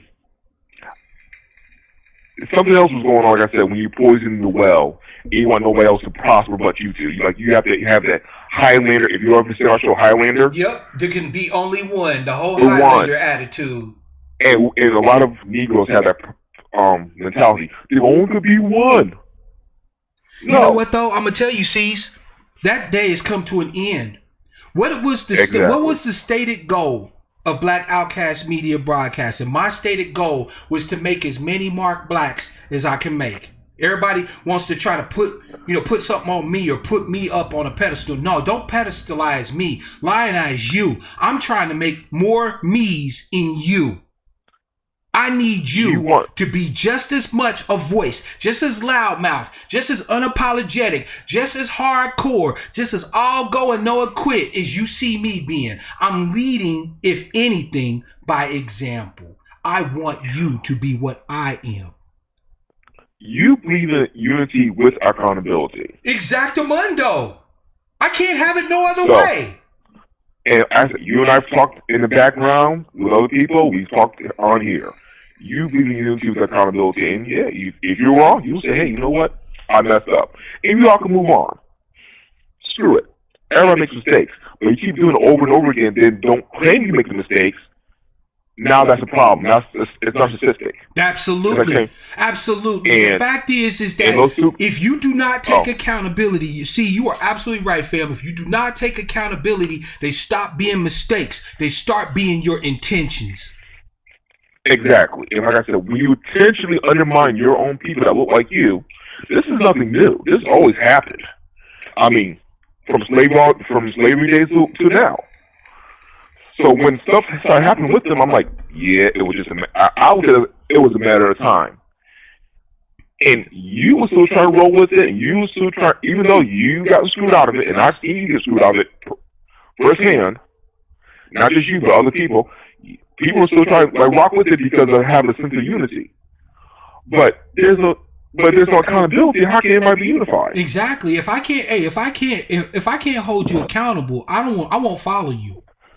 Because I'm a veteran, and even in the people think that in the military people just give orders and take orders. No, in the military you're actually required by military law to ask questions if an order is given to you that's a questionable order. You not only have a duty to question a unlawful order, but you have a right and a duty to disobey an unlawful order. You don't just they don't just give you fucking orders and you go, okay. Yeah, if it's something that's out of pocket, because everybody's taught the law. Everybody is taught the rules. In boot camp, you learn the law of land warfare. You learn the Geneva Conventions. You learn what it takes to be an effective soldier, sailor, airman, or Marine in the United States military. And if at any point in your journey as a soldier, sailor, airman, or Marine, if you're given an order that is unlawful, that violates the law of land warfare, that violates the Geneva Convention and the rights of civilians in wartime, you have a duty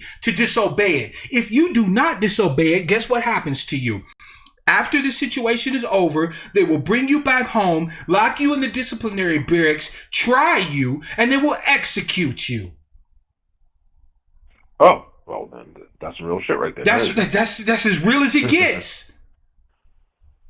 So even in the military, you're not required to just take random ass orders without no accountability. And not only that, but any leadership that gave that order, because orders come from way up on high. So you get orders, the Joint Chiefs develop strategies, and they pass that off to like S3 and G3 and stuff like that. All these organizational groups within the military that then take those overarching goals and develop strategies and tactics from those. And then they break those strategies and tactics down and issue specific orders to brigades, to battalions, to companies, and finally to platoons. So by the time you get an order, a major order, it's come from way up the chain. Now, if your leadership way up the chain gives you an unlawful order, everybody from that level all the way down is accountable for passing that order forward. Everybody who did not question that order, everybody who refused to disobey that unlawful order is accountable. Well, we saw that happening at the Capitol Hill thing. You damn right we did. You damn right we did. The chief, the police chief, everybody who was there on site, who let those folk just run roughshod in the Capitol, got their asses handed to them.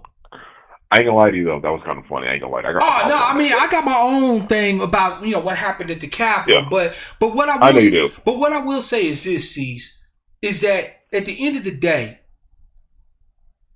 if you want to organize around a principle, organize around our lineage, and organize around accountability. When I was in boot camp, if you fucked up and your drill sergeant is standing in front of you and he's saying, "Private, why did you fuck up doing this or doing that?" and he's holding you to account, you only have one acceptable response to your drill sergeant. One.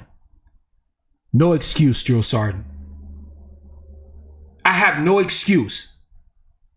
Accountability is drilled into you from the day you hit boot to the day your ass signed your discharge papers.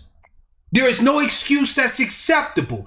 When we saw the clear failure of the Democratic down ballot strategy, the very first things that we should have heard out of Yvette and Antonio's mouth is, I'm sorry, our strategy did not work. I have no excuses. You know what? I'm going to take that to a civilian level right now. And I was a counselor at some point, so I had to counsel a bunch of people with different issues. And we had a talking circle. So if somebody messed up on something or they did something, the only excuse I would accept was, you know what, I messed up. There's no excuse why I did that. And I agree with you on that. At work, it's like, well, I have no excuse. Well, why did you not do your chore? There's no excuse. I don't want to do it. Well, sir, if you do that, here's other consequences. Because I wouldn't give you no leeway. Because just like you, Mark, and I know they teach in the Army, order and structure.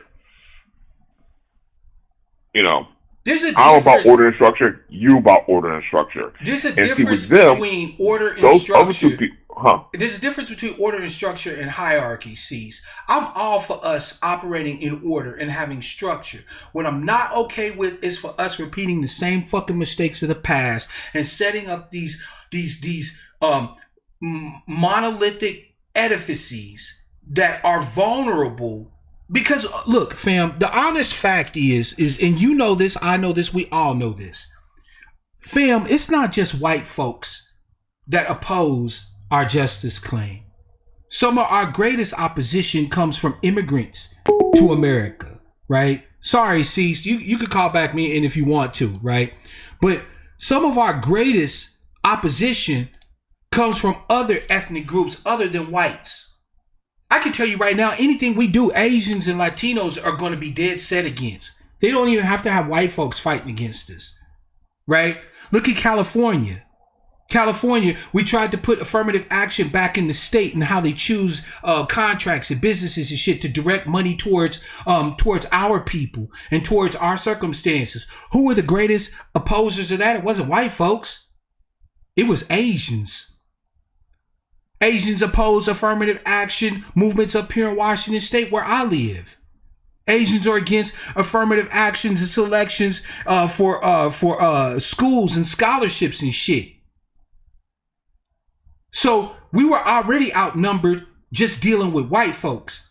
But the fact is that every other ethnic group in this country that immigrated here is going to be against us getting justice too, which means that we need to be agile, we need to be precise, we need to hit and move, we need to stick and move, bob and weave, and we need precision and coordination. And we do that by organizing around our lineage, and we're organizing around a network structure of distributed groups.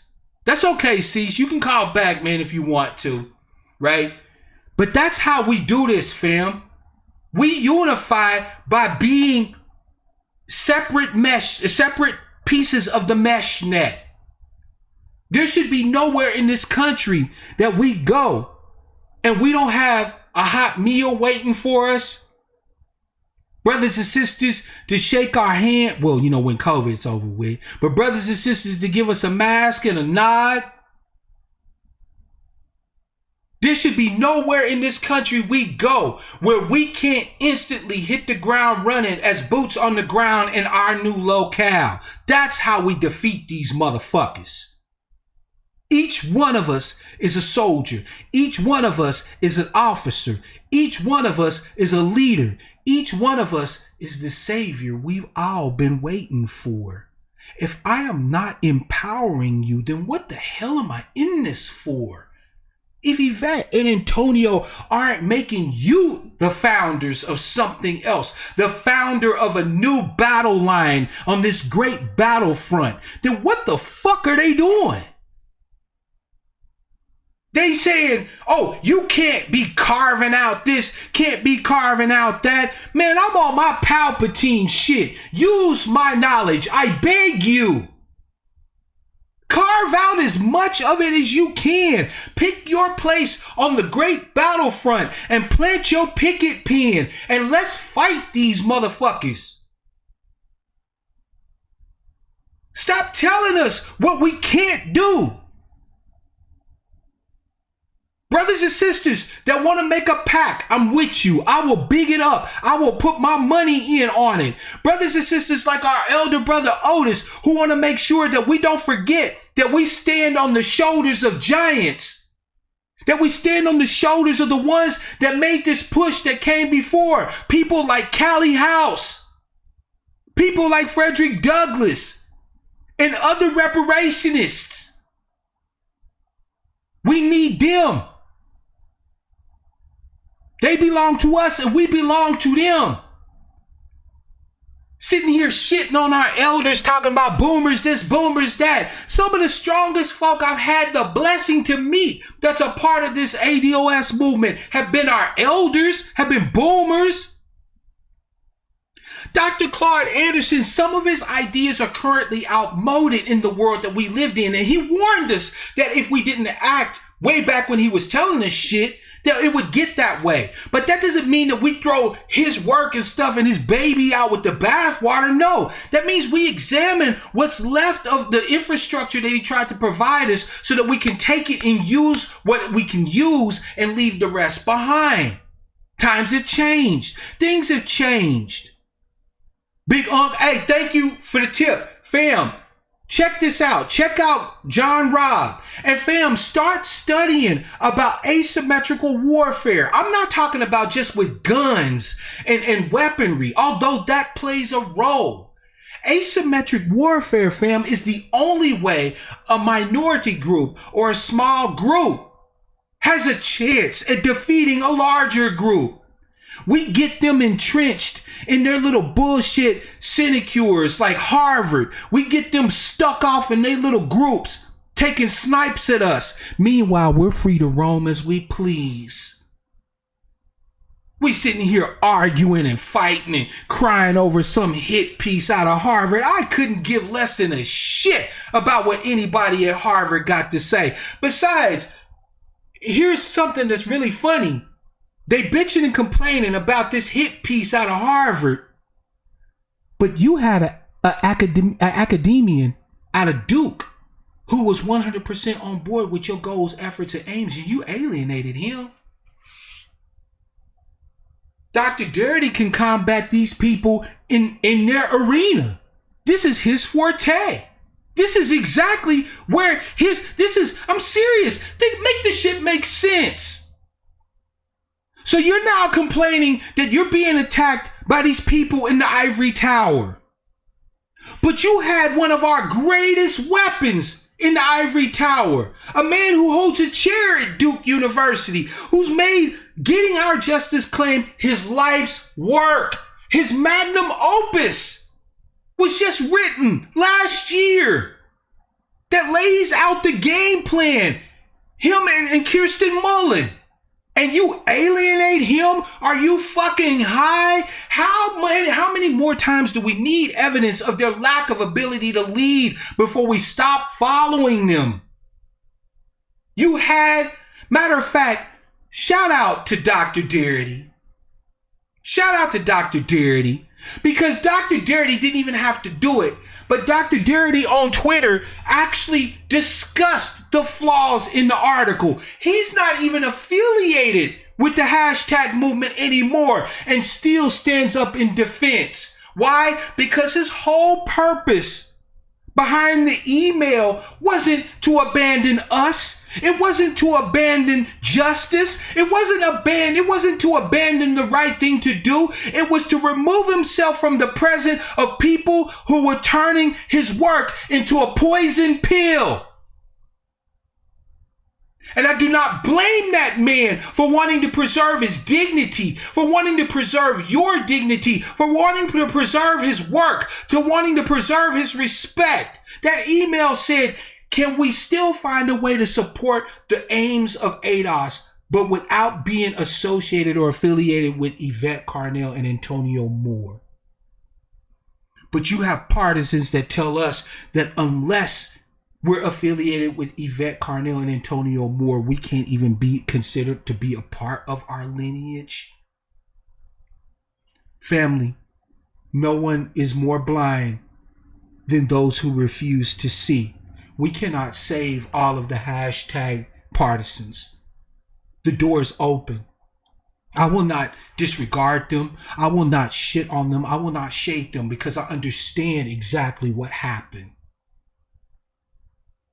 They turned what could have been the greatest push, the greatest political push for our justice claim in modern day time into a honeypot to get all this political energy ginned up for us to spin our wheels, for us to have the appearance, the illusion of progress.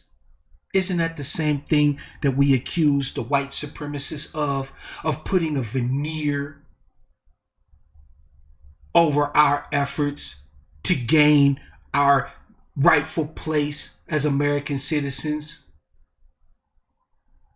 We accuse white supremacy of simply iterating on the same versions of white supremacy that it continued to use against us in years previous.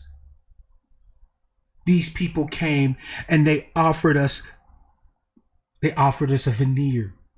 They offered us what appeared to look like it would be movement on this justice claim, to look like it would be movement in education, but it can't be nothing as long as they lead. There's no shade to them. They can't lead. At least I'm not willing to give them any shade, but I can understand why at this point someone would be questioning their fucking motives. I could understand clearly at this point why people would be looking at Yvette Carnell and Antonio Moore with the side eye. You took all of this energy, all of this harnessed energy, something beautiful, and you attached it to personality worship. You attached it to drama, to beef. You attached it to disrespect of anybody. You attached it to ideological purges. We out here trying to get our due, and you took this energy that we developed, that we ginned up, these connections that we made with people we never would have been able to connect with before, and you took it and you wasted it. You squandered it on bullshit, uninsightful, rehashed stratagems and tactics. Fam, I got so much more I want to share with you in the months to come, that I will share with you in the months to come. But our advocacy is so much more than politics. Our advocacy is so much more than politics. You should have knew something was suspect about ADOS when they sat here and tried to tell us that politics is the only way to our justice claim. I'm not going to sit here and, play the movie nut, but I remember Obi-Wan Kenobi said that only a Sith deals in absolutes. There are 9 areas of people activity. There's education, entertainment, economics, labor, law, politics, religion, sex, and defense, war, counter war, right? 9 areas. And guess what? We're going to have to fight in all 9 areas. But the best part is that we can do it. There's no one left to gainsay us. There's no one here to tell us that we cannot. We've got the key, the network protocol that unlocks all the doors. We have lineage. We are one tribe, one people, fighting with one mind, with one goal. The remediation, the restoration, and the repair of the descendants of the enslaved in the United States, full stop. We shall not be moved. You will not keep us entrapped for very long because we can see. You will not hold us back because we stand on the shoulders of giants. You will not keep our energies dissipated for very long because we are one people. We are one tribe. this advocacy becomes easy once you understand that. I've been telling y'all, fam, this advocacy becomes easy once you understand that we're all one people. We are all one tribe. I don't care what you wear, what you talk like, what your accent like, who you worship or don't. I don't care if you wear red, black, and green. I don't care if you wear the red, white, and blue. I don't care about none of that. Because we come from the same folk.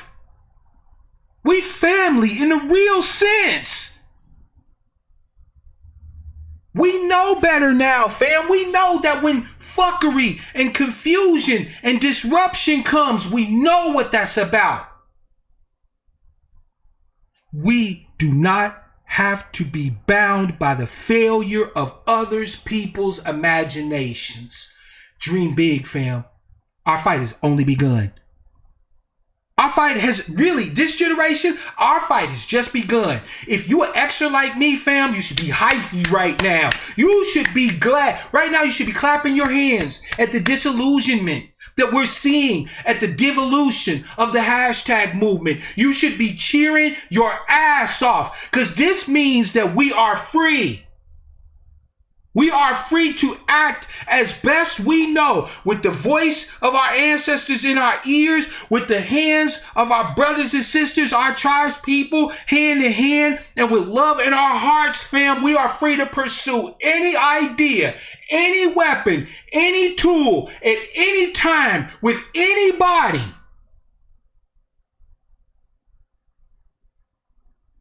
And anybody who tries to tell you otherwise, you already know what to do. You don't have to fight them. You don't have to ignore. You don't have to argue with them. You don't have to try to convince them. You don't have to listen to their accusations and their projections of grift. You don't have to listen to them project their negativity off onto you. All you have to do is get with your people and do the work. And you will shut every last one of them motherfuckers up. Y'all want to hold Yvette Carnell and Antonio Moore accountable? Get together and do the work. Organize. Use our network protocol.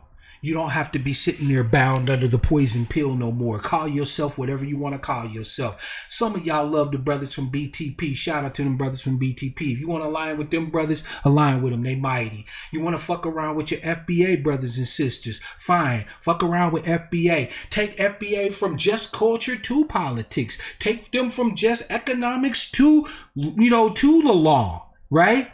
Organize with them too. That's your job. If you think FBA isn't doing something that you want to see them do, get with them and make them do it. And you don't have to organize no motherfucking big ass organization or whatever the case may be. Get together and do it the same way we've been doing it, by hook or by crook. That's the only way we've ever gotten any success in this country anyway. Almost said Yvette Antonio they didn't put in a dime on any goddamn chapter. That a bitch, but got the nerve to want to come in and steal y'all's labor. You know what I'm saying? Turn y'all into political sharecroppers. What the fuck kind of shit is that? With friends like those, who needs enemies? With advocates like them, who the fuck needs a prosecuting attorney?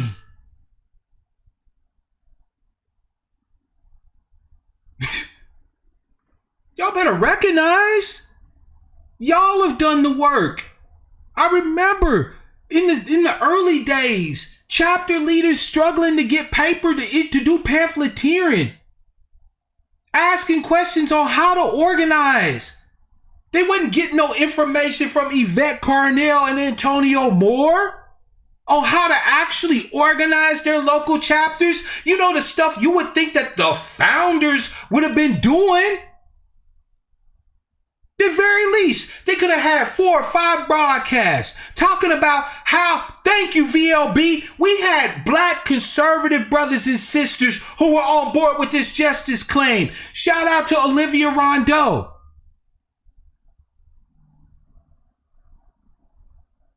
Olivia Rondeau is a conservative who made it clear that as long as she's operating around conservatives, she's going to embrace and force them to come to grips with the black agenda and reparations. Oh, but we can't talk to her because she's a conservative. They gonna think we MAGA. I wouldn't give a fuck what they think we are. We know the data that immigration, even legal immigration, hurts us as the bottom caste, but definitely illegal immigration hurts us. You don't have to apologize for not espousing the Democrat and the Republican Party line on immigration. And if people want to call you right wing or say you're affiliated with the right wing because of that, let them. Who the fuck are they? They not signing no legislation. They don't hold no offices. We have the right to advocate for ourselves based on our interests. Thank you, Sister Sherry. We need to let go of respectability. Fuck respectability.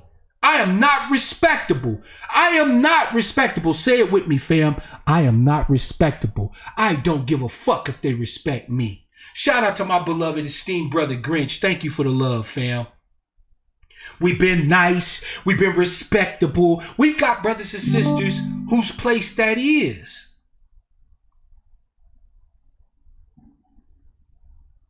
We have brothers and sisters whose place that is to be our faces at the tables when we need them.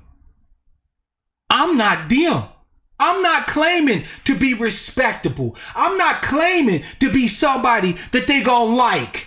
I'm not claiming to be somebody that the powers that be is going to be comfortable with. I don't give a fuck if I sit at a table. You're going to hear from me. You're going to feel me. You're going to feel everybody that I can influence. And you will either sit down at the table with the measured ones, the reasonable ones, the scholarly ones, or you're ultimately going to face us.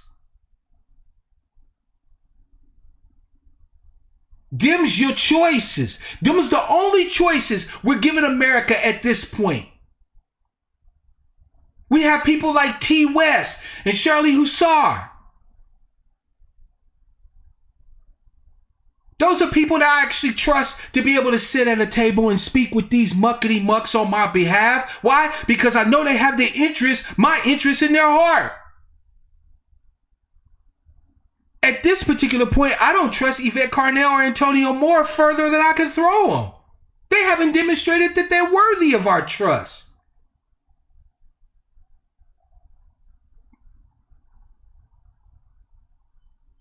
They can either work with and deal with the reasonable, or they can come face us, the tribunal of the people. That's the only choice they got. At this point, that's the only choices that are acceptable to them. Is either conversation, reconciliation, repair, remediation, reparation, or asymmetrical combat in every area of human activity that we can engage them in. That's it. That's the only two choices. Fam, you're in the driver's seat. You don't have to be afraid. You don't have to be afraid of being co-opted. You don't have to be afraid of being bought off. You don't have to be afraid of nothing. You don't have to fear these motherfuckers for shit. You want a new political party? Let's do one. You want a super PAC? Let's do one. You want a leadership boot camp? Let's do one. I'm down, 10 toes down, 4 flats on the dump truck, down for whatever it is you want to do. We got so many options. That's what I told him, Brother Otis. Let me read his statement out loud. Brother Otis said, quote, "Do not assume inaction is predicated on lack of know-how. Their mission may not be ours." What did I tell you at the beginning of the broadcast, fam? Stop assuming that Yvette Carnell and Antonio Moore are making mistakes. Stop assuming that they're just screw-ups. What they're on is not what we're on. Where they want to go is not where you want to go. That's just factual. One time is a mistake. 2 times is a trend. When you see multiple instances of failure on top of failure, on top of bad information, on top of bad information, on top of bad leadership, at some point you just be like, wait a minute. No, these people ain't bad. This ain't screw ups. This is what they want. This is what they want to do. Fam, we had Dr. Cornel West at the ADOS conference. You see him promoting our interests at the People's Party? We gave him a voice, a platform. When the favor gonna get returned? Remember, politics is an exchange, not a gift. Marianne Williamson don't even talk about reparations no more. I still follow her punk ass on Twitter. She don't even talk about reparations no more. She on that bullshit ass, fluffy liberal shit. That old times they are changing and, we went through the dark days, but the light is coming and all that old fuckboy shit. Tom Steyer ain't talking about reparations no more either. And we told Tom Steyer how to get elected as a Democrat in 2024. We told him that all he has to do is continue his outreach to the black community, and that if he kept talking about reparations, we'd help him.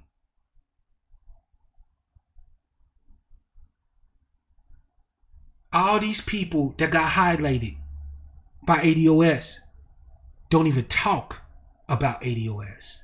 Byron Allen don't talk about ADOS. Cornel West don't talk about ADOS. Jim Jarmusch doesn't talk about ADOS. Everybody at that conference who got a place to stand, to speak to you, to speak to me, none of them talk about our lineage. None of them talk about our justice claim.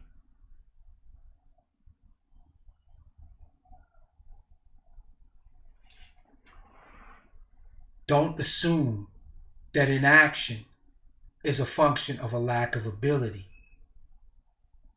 Inaction could be because that is what they don't want to do. If you're not seeing movement in the political aims of us who are embracing the need to push this justice claim, don't assume that that's because they're screw-ups. Don't assume it's because they don't know what the fuck they're doing. Because it could be just as likely that that wasn't what they were there to do in the first place. As Black Americans, the descendants of the enslaved here in the United States, there's a saying that we have amongst us. We get it out of the mud. Fam, our justice claim, we're going to get it out of the mud too. We're going to have to get dirty, just like always. We're going to have to get it out of the mud. Ain't nothing wrong with that. You see anything wrong with that? That's how we've been doing it. I don't find nothing wrong with that. I'm not ashamed of that. I'm not ashamed to say we're going to have to get it out the mud. Get it out the mud. We got too many great ones on our side.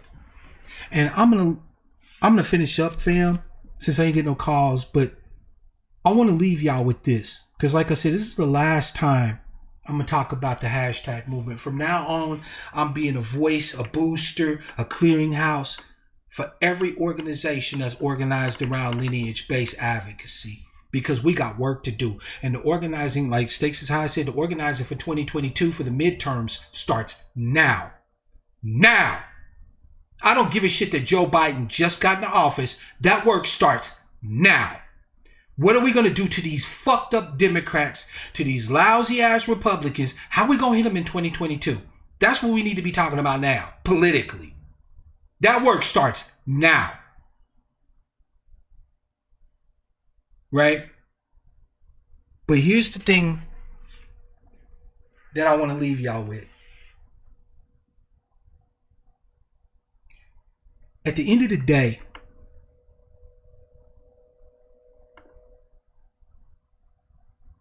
power as we know it has to shift to all of us. My tooth broke. I've got bad teeth, fam. I'm sorry, I was trying to not show it off, but yeah, see? My tooth shattered. It's alright though, it doesn't hurt. I don't care. Like I said, fam, I have to be dead before I don't come and speak to y'all on what I need to speak to y'all on. I'll get it fixed somehow, some way. But fam, at the end of the day, it's all about the work. You want an easy standard to hold anybody to? Use this one. What measurables do you have to determine their efficacy? If we had held Yvette Carnell and Antonio Moore and the hashtag movement to that standard, this simple standard, fam, it's not hard. It's a simple standard. What can we demonstrably, tangibly, measurably point to show your efficacy? Doing the work is a slogan unless you're actually doing the work. Let me say that again for you.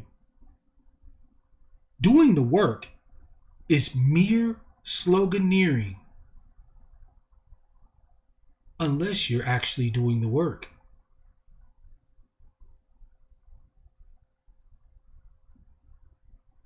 The chapters are on the ground doing the work.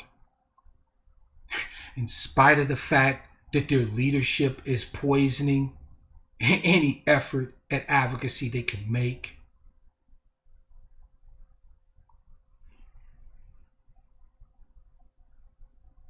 The chapters don't have to tell anybody they're coming. The chapters are here. Other reparationists out there don't have to say, we coming. They're not filled with slogans. Because they're doing the work. Fam, join us. I'm not talking about join us in that sense of you got to become a part of an organization or whatever the case may be. No, join us in just picking your spot on the battlefield. Call yourself whatever you like. Call us whatever you like. As long as you see me as your family, as your tribesman, I don't give a fuck what title you call me. If you want to say Mark Black's part of the B1 Brigade, I'm with that. You want to say Mark Black's foundational Black American? Cool. You want to say Mark is descendant of American chattel slavery? I'm with that. I actually use the term that Dr. Darity refers to us as, right? Descendants of the enslaved in the United States, right? Because to me, that's descriptive. And I'm sorry you can't shorten that necessarily to a nice little acronym, but that's me. But when I talk about that, I'm talking about you. I'm talking about me, right? Join us. Like brother, like the elder Otis said, this work only stop if you stop. Thank you. Thank you, 1-2. I appreciate it. Yeah, fam, I'm gonna get it fixed. I'm actually gonna need to get a crown on it. Now I don't know how I'm gonna afford that, but I'll figure it out. You know what I'm saying? That's that Black American life, boy. Bad teeth, bad joints, right? But you know what? We keeps it pushing. Like I said, I'm not stopping until I'm in the dirt. This work don't stop until you stop. Period. You heard that? I can't take no credit for that. That's from the elder himself. You respect your elders, respect the elder brother. He said this work don't stop until you stop. He didn't say the work stop when the hashtag becomes poison. The work stop when I stop leading it. He said the work stop when you stop. So don't stop.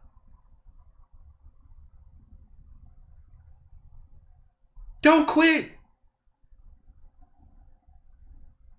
There's so much more to this advocacy. than just what was limited by the imaginations of Yvette Carnell and Antonio Moore.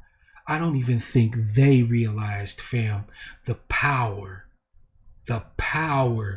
inherent in claiming the name. I believe that wholeheartedly. I don't have no evidence, but I believe that wholeheartedly to this day, that they were not aware of the power inherent in claiming the lineage, claiming the name. I don't think they had a clue. I think that it was just some high-flung academic idea to them. I still think that it's like that to them. Because if they knew, like I know, the power inherent in that, fam, fam, if they knew like I know, oh man, fam, our best shit is yet to come. I guarantee you, the best of our work is yet to come. The best of it is yet to come. I promise you. We got the tools. Yeah, Lori Lightfoot got to go. That woman, she got to go. Exactly, stakes are high. They didn't understand the magnitude of what claiming the name would actually do to us. Fam, I don't think they even, to them, it was just an intellectual thing. Okay, claim the name, They didn't realize. Matter of fact, fam, I don't even think Yvette and Antonio even expected this hashtag movement to even take off like it did. I really feel certain that I can say that. I don't think they were ready. Matter of fact, I'm certain they weren't ready. They were like, we're going to, get some hype going. We're going to talk about it a bit. That's why they keep talking shit like it's a marathon and not a sprint. Why can't it be a sprint? We can go as hard as we want to fucking go. Oh, no. Yeah, y'all just calm down. Don't be so hot house flower all the time. Bullshit. I don't want to calm down. Hell, my ancestor, James Baldwin, told me that to be black in America and to be relatively conscious, not even be fully cognizant of the whole shit, but just to be relatively conscious is to exist in a state of rage. And here you are telling me to calm down.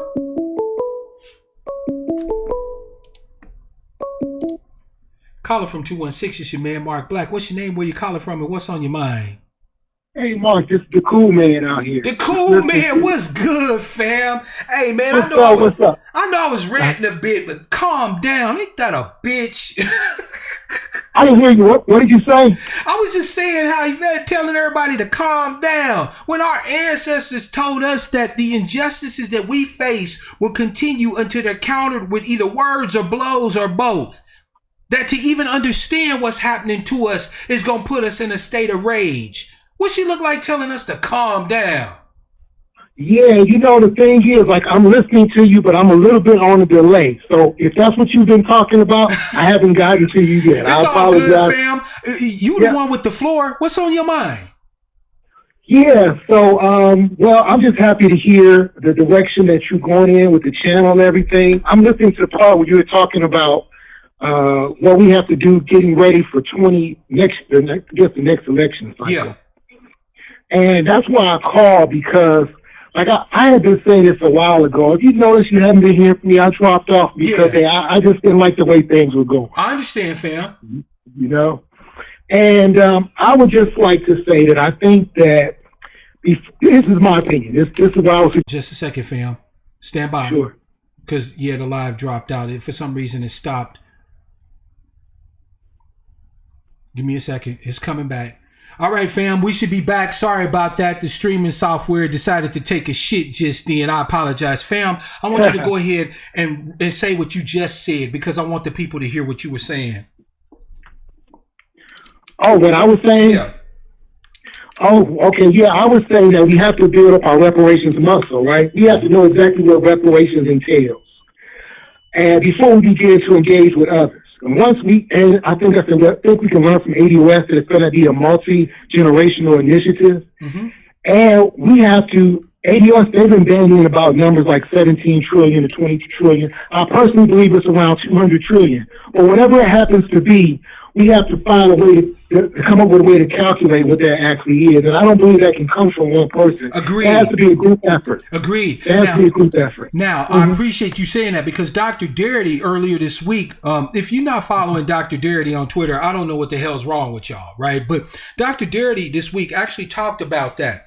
The racial wealth gap, all it speaks to is the actual monetary damages that we have faced due to our position, right? So when we talk about the racial wealth gap, right, the racial wealth gap is the total sum, the cumulative sum of all of the economic damage that we faced due to, legalized discrimination, all the systematic racism, all the different structures in place, all the missed opportunities and so forth, like monetarily speaking, right? However, the additional study that I now understand and accept as needed, the additional study is so that we can take all of the other things that we have no real way to monetize and convert those damages into a monetization that we can then add to the racial wealth gap in order to calculate our total reparations claim. Does that make sense? Oh, it is. I've been wanting to hear that. I've been wanting to hear that for about the last 2 years.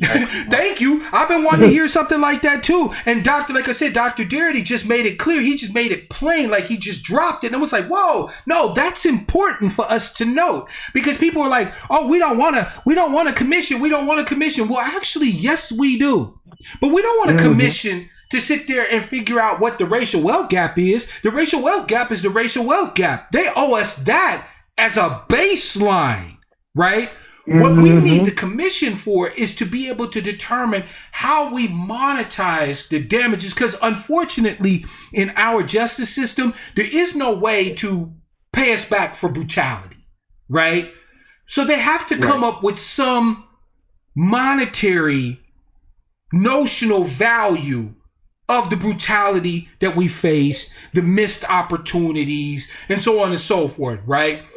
That requires study, and that does need to be done, right? So I agree with you 100%. Our justice claim is more than just the racial wealth gap. It's more than just all this other bullshit that people talking. It will be multi-generational. But now I want to drop something on you that you probably haven't considered. Sure. Dr. Darity, and I agree with him 100%, is that regardless of what the ultimate number is, we have to make direct payments to the descendants of the enslaved in the United States the priority, right? So like, let's say that we come up with 100% of total damages due, right? And it's a number. 70% of that number needs to come to us in resources and cash. Okay? Now, why is that important? Well, it's important because of this. Number one, no future government or future politician can come and remove what's already in our hands, right? They can try and come and steal it from us, but we'll have the means and resources to be able to defend ourselves at that point, you dig, right? So no future government could then come back and say, oh, no, we changed our mind. We're not doing this shit, right?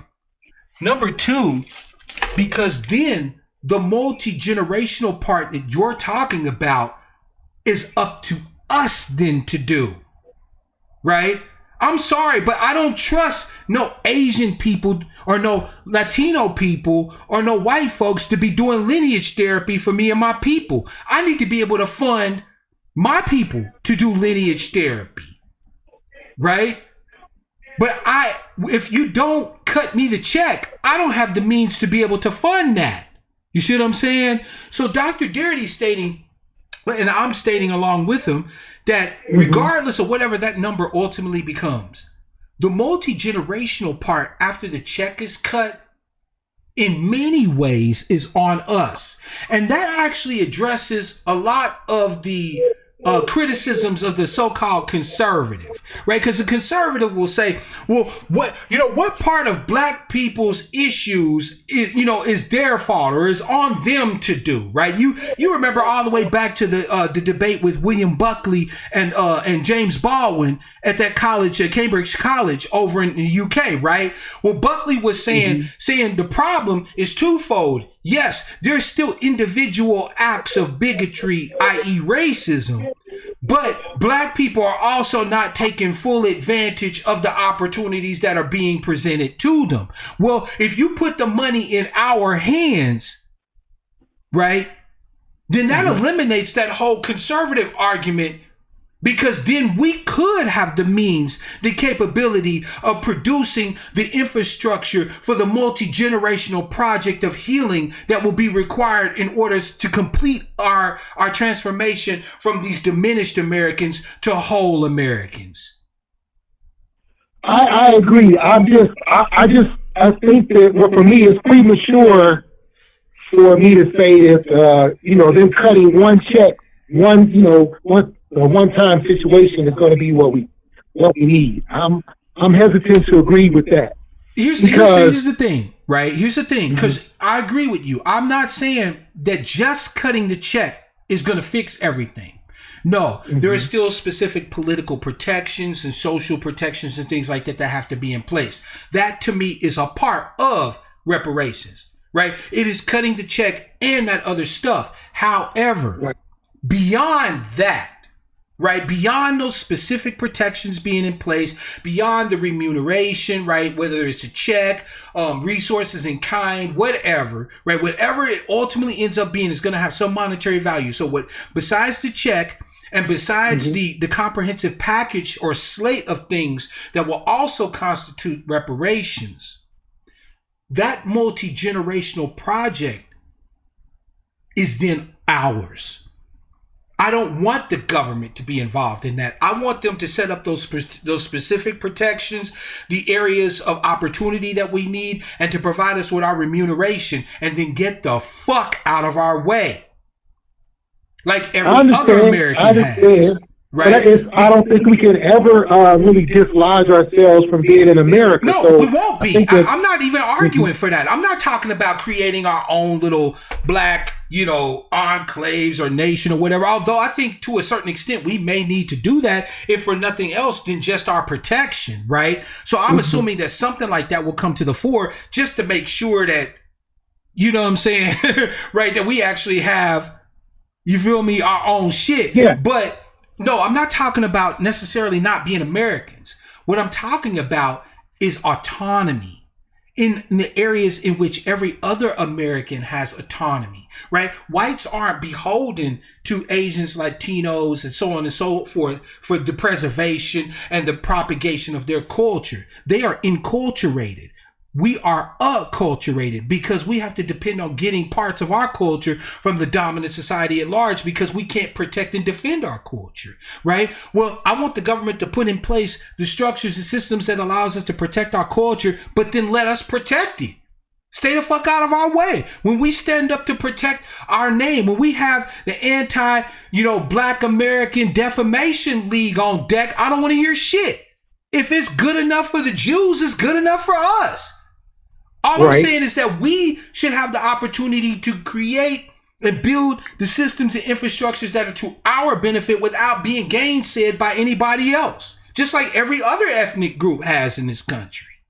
And we're going to have to fight for that. I agree. But the fact that we're having this conversation and it is not complete says that we have a ways to go with this reparation thing. And I would not want to leave this up to a commission with the government involvement, for a year for them to study and for them to tell me to come back, for them to come back and tell me how they're going to do it. No doubt, fam. We need to do that. We need to do that work now. Agreed. That's what we need to do. I couldn't agree more. You are absolutely right. And I'm going to say this because I'm tired of us not getting this right. And I'm just going to say, whoever's listening, if we don't do this now, take the time to figure out what this is going to entail for us.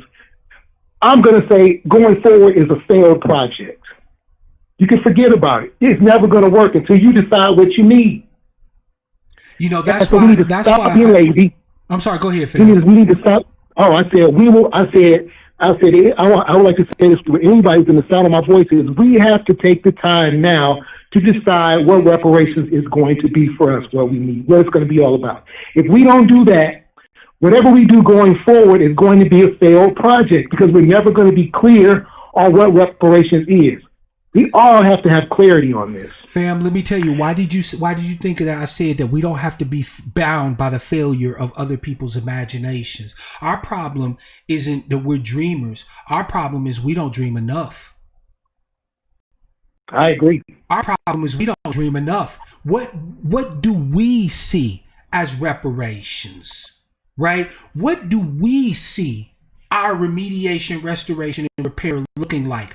Because moving forward without that vision being shared amongst the network where everybody buys in based off of our ties of lineage, every project we strike out to do on a national level especially, but I would argue even at some state levels is going to be failed projects. You're absolutely right. We need to get that clear and have that in other words, everybody need to be carrying the torch.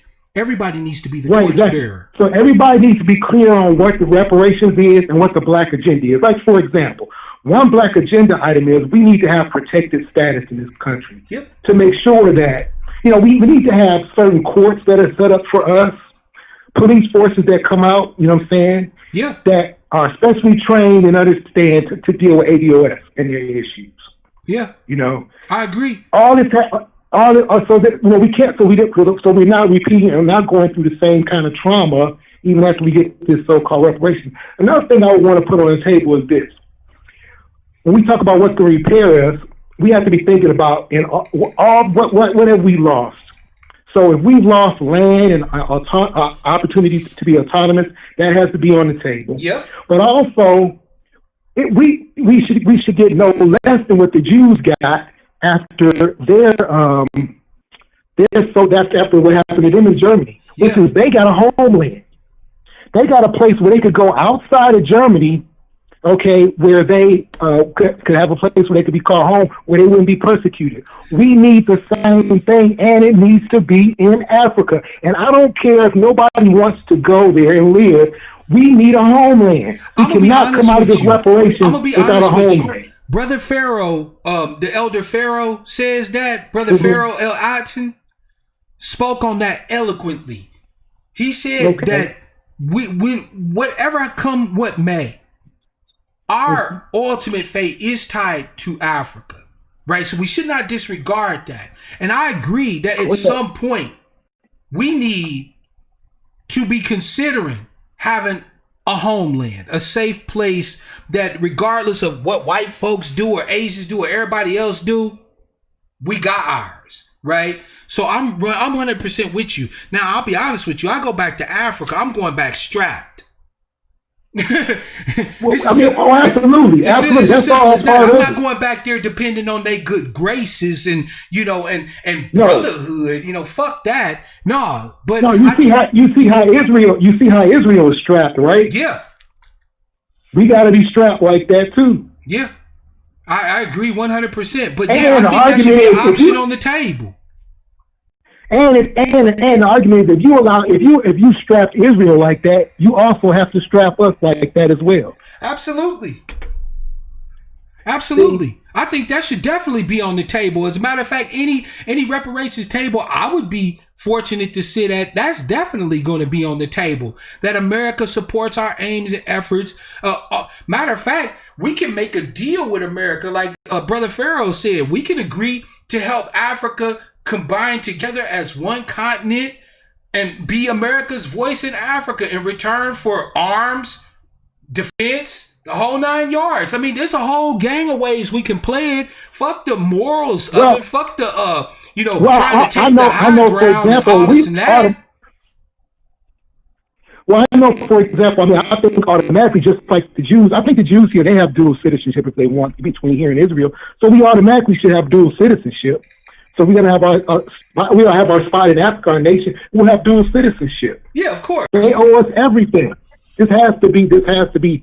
So that's what I'm saying. I think it's a wonderful. I'm not trying to take nothing from you because I'm trying to wrap it up. But I think it's a wonderful idea, and I personally would advocate for it. The fact is that at some point we need to have something similar to what the Native Americans got. They are sovereign on their own land. Now, they're still bound by the laws of the United States. They're still citizens and the whole 9 yards, and this, that, and the third. They still can vote in their respective states and this, that, and the third. But when it comes to their own shit, they have their own courts, they have their own police, they have their own shit. Now, I don't know if I would necessarily want us to set up necessarily a reservation type structure. I don't think that's necessary. But if we decided to do something like that, I wouldn't necessarily be against it. Not at all. Yeah, I mean, I would definitely be for something like some autonomous zones set up in America, some large autonomous zones. Yeah, absolutely. No, I think you're spot on. I think you're absolutely spot on. See, this is what happens when you're allowed to dream. This is what happens when you're allowed to have discussion around what this justice claim looks like. Because then, as we get these ideas out there, you see what I'm saying? The whole 9 yards, right? We start to gel around a common vision. We have one half of we need. And that. So again, I'm not trying to cut you off, but I'm gonna be wrapping this up. But we have one side of what we need. We have the lineage piece, right? But now we need to learn to be torch bearers. We got to have a common vision that is based off of our common connection as people who share the same lineage, and we'll get there. That's part of the work. Exactly. Let me say this, and I'll take 30 seconds, and I'll let you go. Oh, absolutely. So what I propose is that, look, we have to have a code. We know generally where that code comes from, Neely Fuller's work. So we have to have a code. We have to have canons, right? So we basically have, for example, our historians. And you got our people like Claude Anderson, people like that. So and from those works, that's where we take our ideas from generally. And then we go forward. But we have to have a code of how we're going to deal with each other. Absolutely. We have to have that. Absolutely. That has to be the foundation of everything that we do going forward. Yep. And I think that lineage tie demands a code of respect, a code of actually valuing the humanity in you and demanding that you value the humanity in me. Right? We can't do this without that. Right? So I absolutely agree with you, fam. Hey, thank you. And I heard Dr. Frances Cress Welsing. She talked about how, you shouldn't talk bad about a black person in public. Don't curse at each other. You know what I'm saying? We got to revisit those works, find out what they were talking about as far as what they were proposing for a code, and then adopt what we think that's going to be helpful for us going forward. I think that needs to be part of our project. Yeah, as a matter of fact, I think that would tie in my humble opinion, to the whole lineage therapy piece too, because that was a great idea, another great idea that much didn't get done on, except in the chapters. I know there's one chapter that actually has organized a lineage therapy group for people, for us to come together and to discuss our traumas and to get the healing and stuff that we need as individuals and as a people. So again, shout out to the chapters for the great fucking work. It was another wonderful idea that we took and ran with that they didn't do jack shit with. Like I said, don't assume that inaction was because of ineptitude. Oh, I believe it. And finally, accountability. We have to have a way of holding each other accountable, and for the things we do or whatever we propose, our strats, there has to be accountability, and a time where we decide what was successful and what was not. Hey, I got a question for you, brother. Did you check out Dr. Doherty's From Here to Equality yet? To be honest with you, I had meant to purchase that book, and then it just lost my mind. So I'm on a limited. I'm not jumping on you, because a lot of what you've been saying, believe it or not, I know this is gonna blow your mind, because I know you said it's gonna be more than one person, and you're right. There's gonna be a lot of folk that's gonna be involved in the ultimate solution, right? But Dr. Doherty addressed in his book what the mandate is going to be, and this, that, and the third. You see what I'm saying? Okay. So I want you to check it out. Do yourself a favor. I will. Get the book. It's well worth it. I mean, hell, even if you take my word for it and you think the book is shit, worst case scenario, you just supported one of our brothers in academia and helped put a little money in his pocket. But I'm telling you, as your brother, somebody you could trust, the book is a godsend. It's well fucking worth it. I promise you. All right, I'll be getting it, and I'll be reading it as soon as I can. Thanks. I'm going to let you go, Mark. All right. Hey, brother, always a pleasure. Always. Thank you so much, brother. Peace. Okay, peace to you. Great call, fam. I mean, look, the great thing about this is, fam, is that our capability to act at this particular point. You have reached the division of... Our capability to act at this point is wide open. There is nothing stopping us. Nothing. Any idea you come up with, let's do it. The thing is that I hate the fact that because they're the so-called founders that they get veto on my very thoughts. I didn't sign up for that when I became a supporter of the hashtag movement. I didn't choose to give up my free will. I didn't choose to give up my capability to use reason, to use logic, to critically think, to be skeptical, to ask questions. I didn't choose to give up any of that. But now, fam, we don't have to. We don't have to. We can take this thing in as many directions as we feel like it needs to go. So, fam, I'm going to go ahead and wrap it up. One last thing to note. I don't know if anybody's told you this, but the numbers are on our side, and I can prove it mathematically. We can try 50,000 different failed ways to get to our justice claim. We can fail 50,000 times. But Uncle Sam's got to get it right every time. We can fail 1,000 times. They fuck up once, and this debt is paid. They have to get it right every single time. We can strike out in different directions and make mistakes. We can strike out in different directions and run into dead ends. It don't matter. We're like the ant. The ant goes out in different directions, fam. And they'll run into dead ends. They'll run into resources. They'll run into this, run into that. But Uncle Sam fucks up once, and it's game over. We cannot lose, fam. We cannot lose. So, fam, thank you for listening to me today. I hope that what I shared with you about the honeypot imbues you with that new energy, that new hacking energy, that new energy to be able to continue to probe this system, to probe the political network, to penetrate that motherfucker, right? It doesn't matter that we were in a honeypot. We know now, and we can leave it behind. It was a trap from jump, right? So be it. The hack still continues, fam. So with that, I want to say, as always, fam, I wish you all love, peace, prosperity, and power. Real power to our people.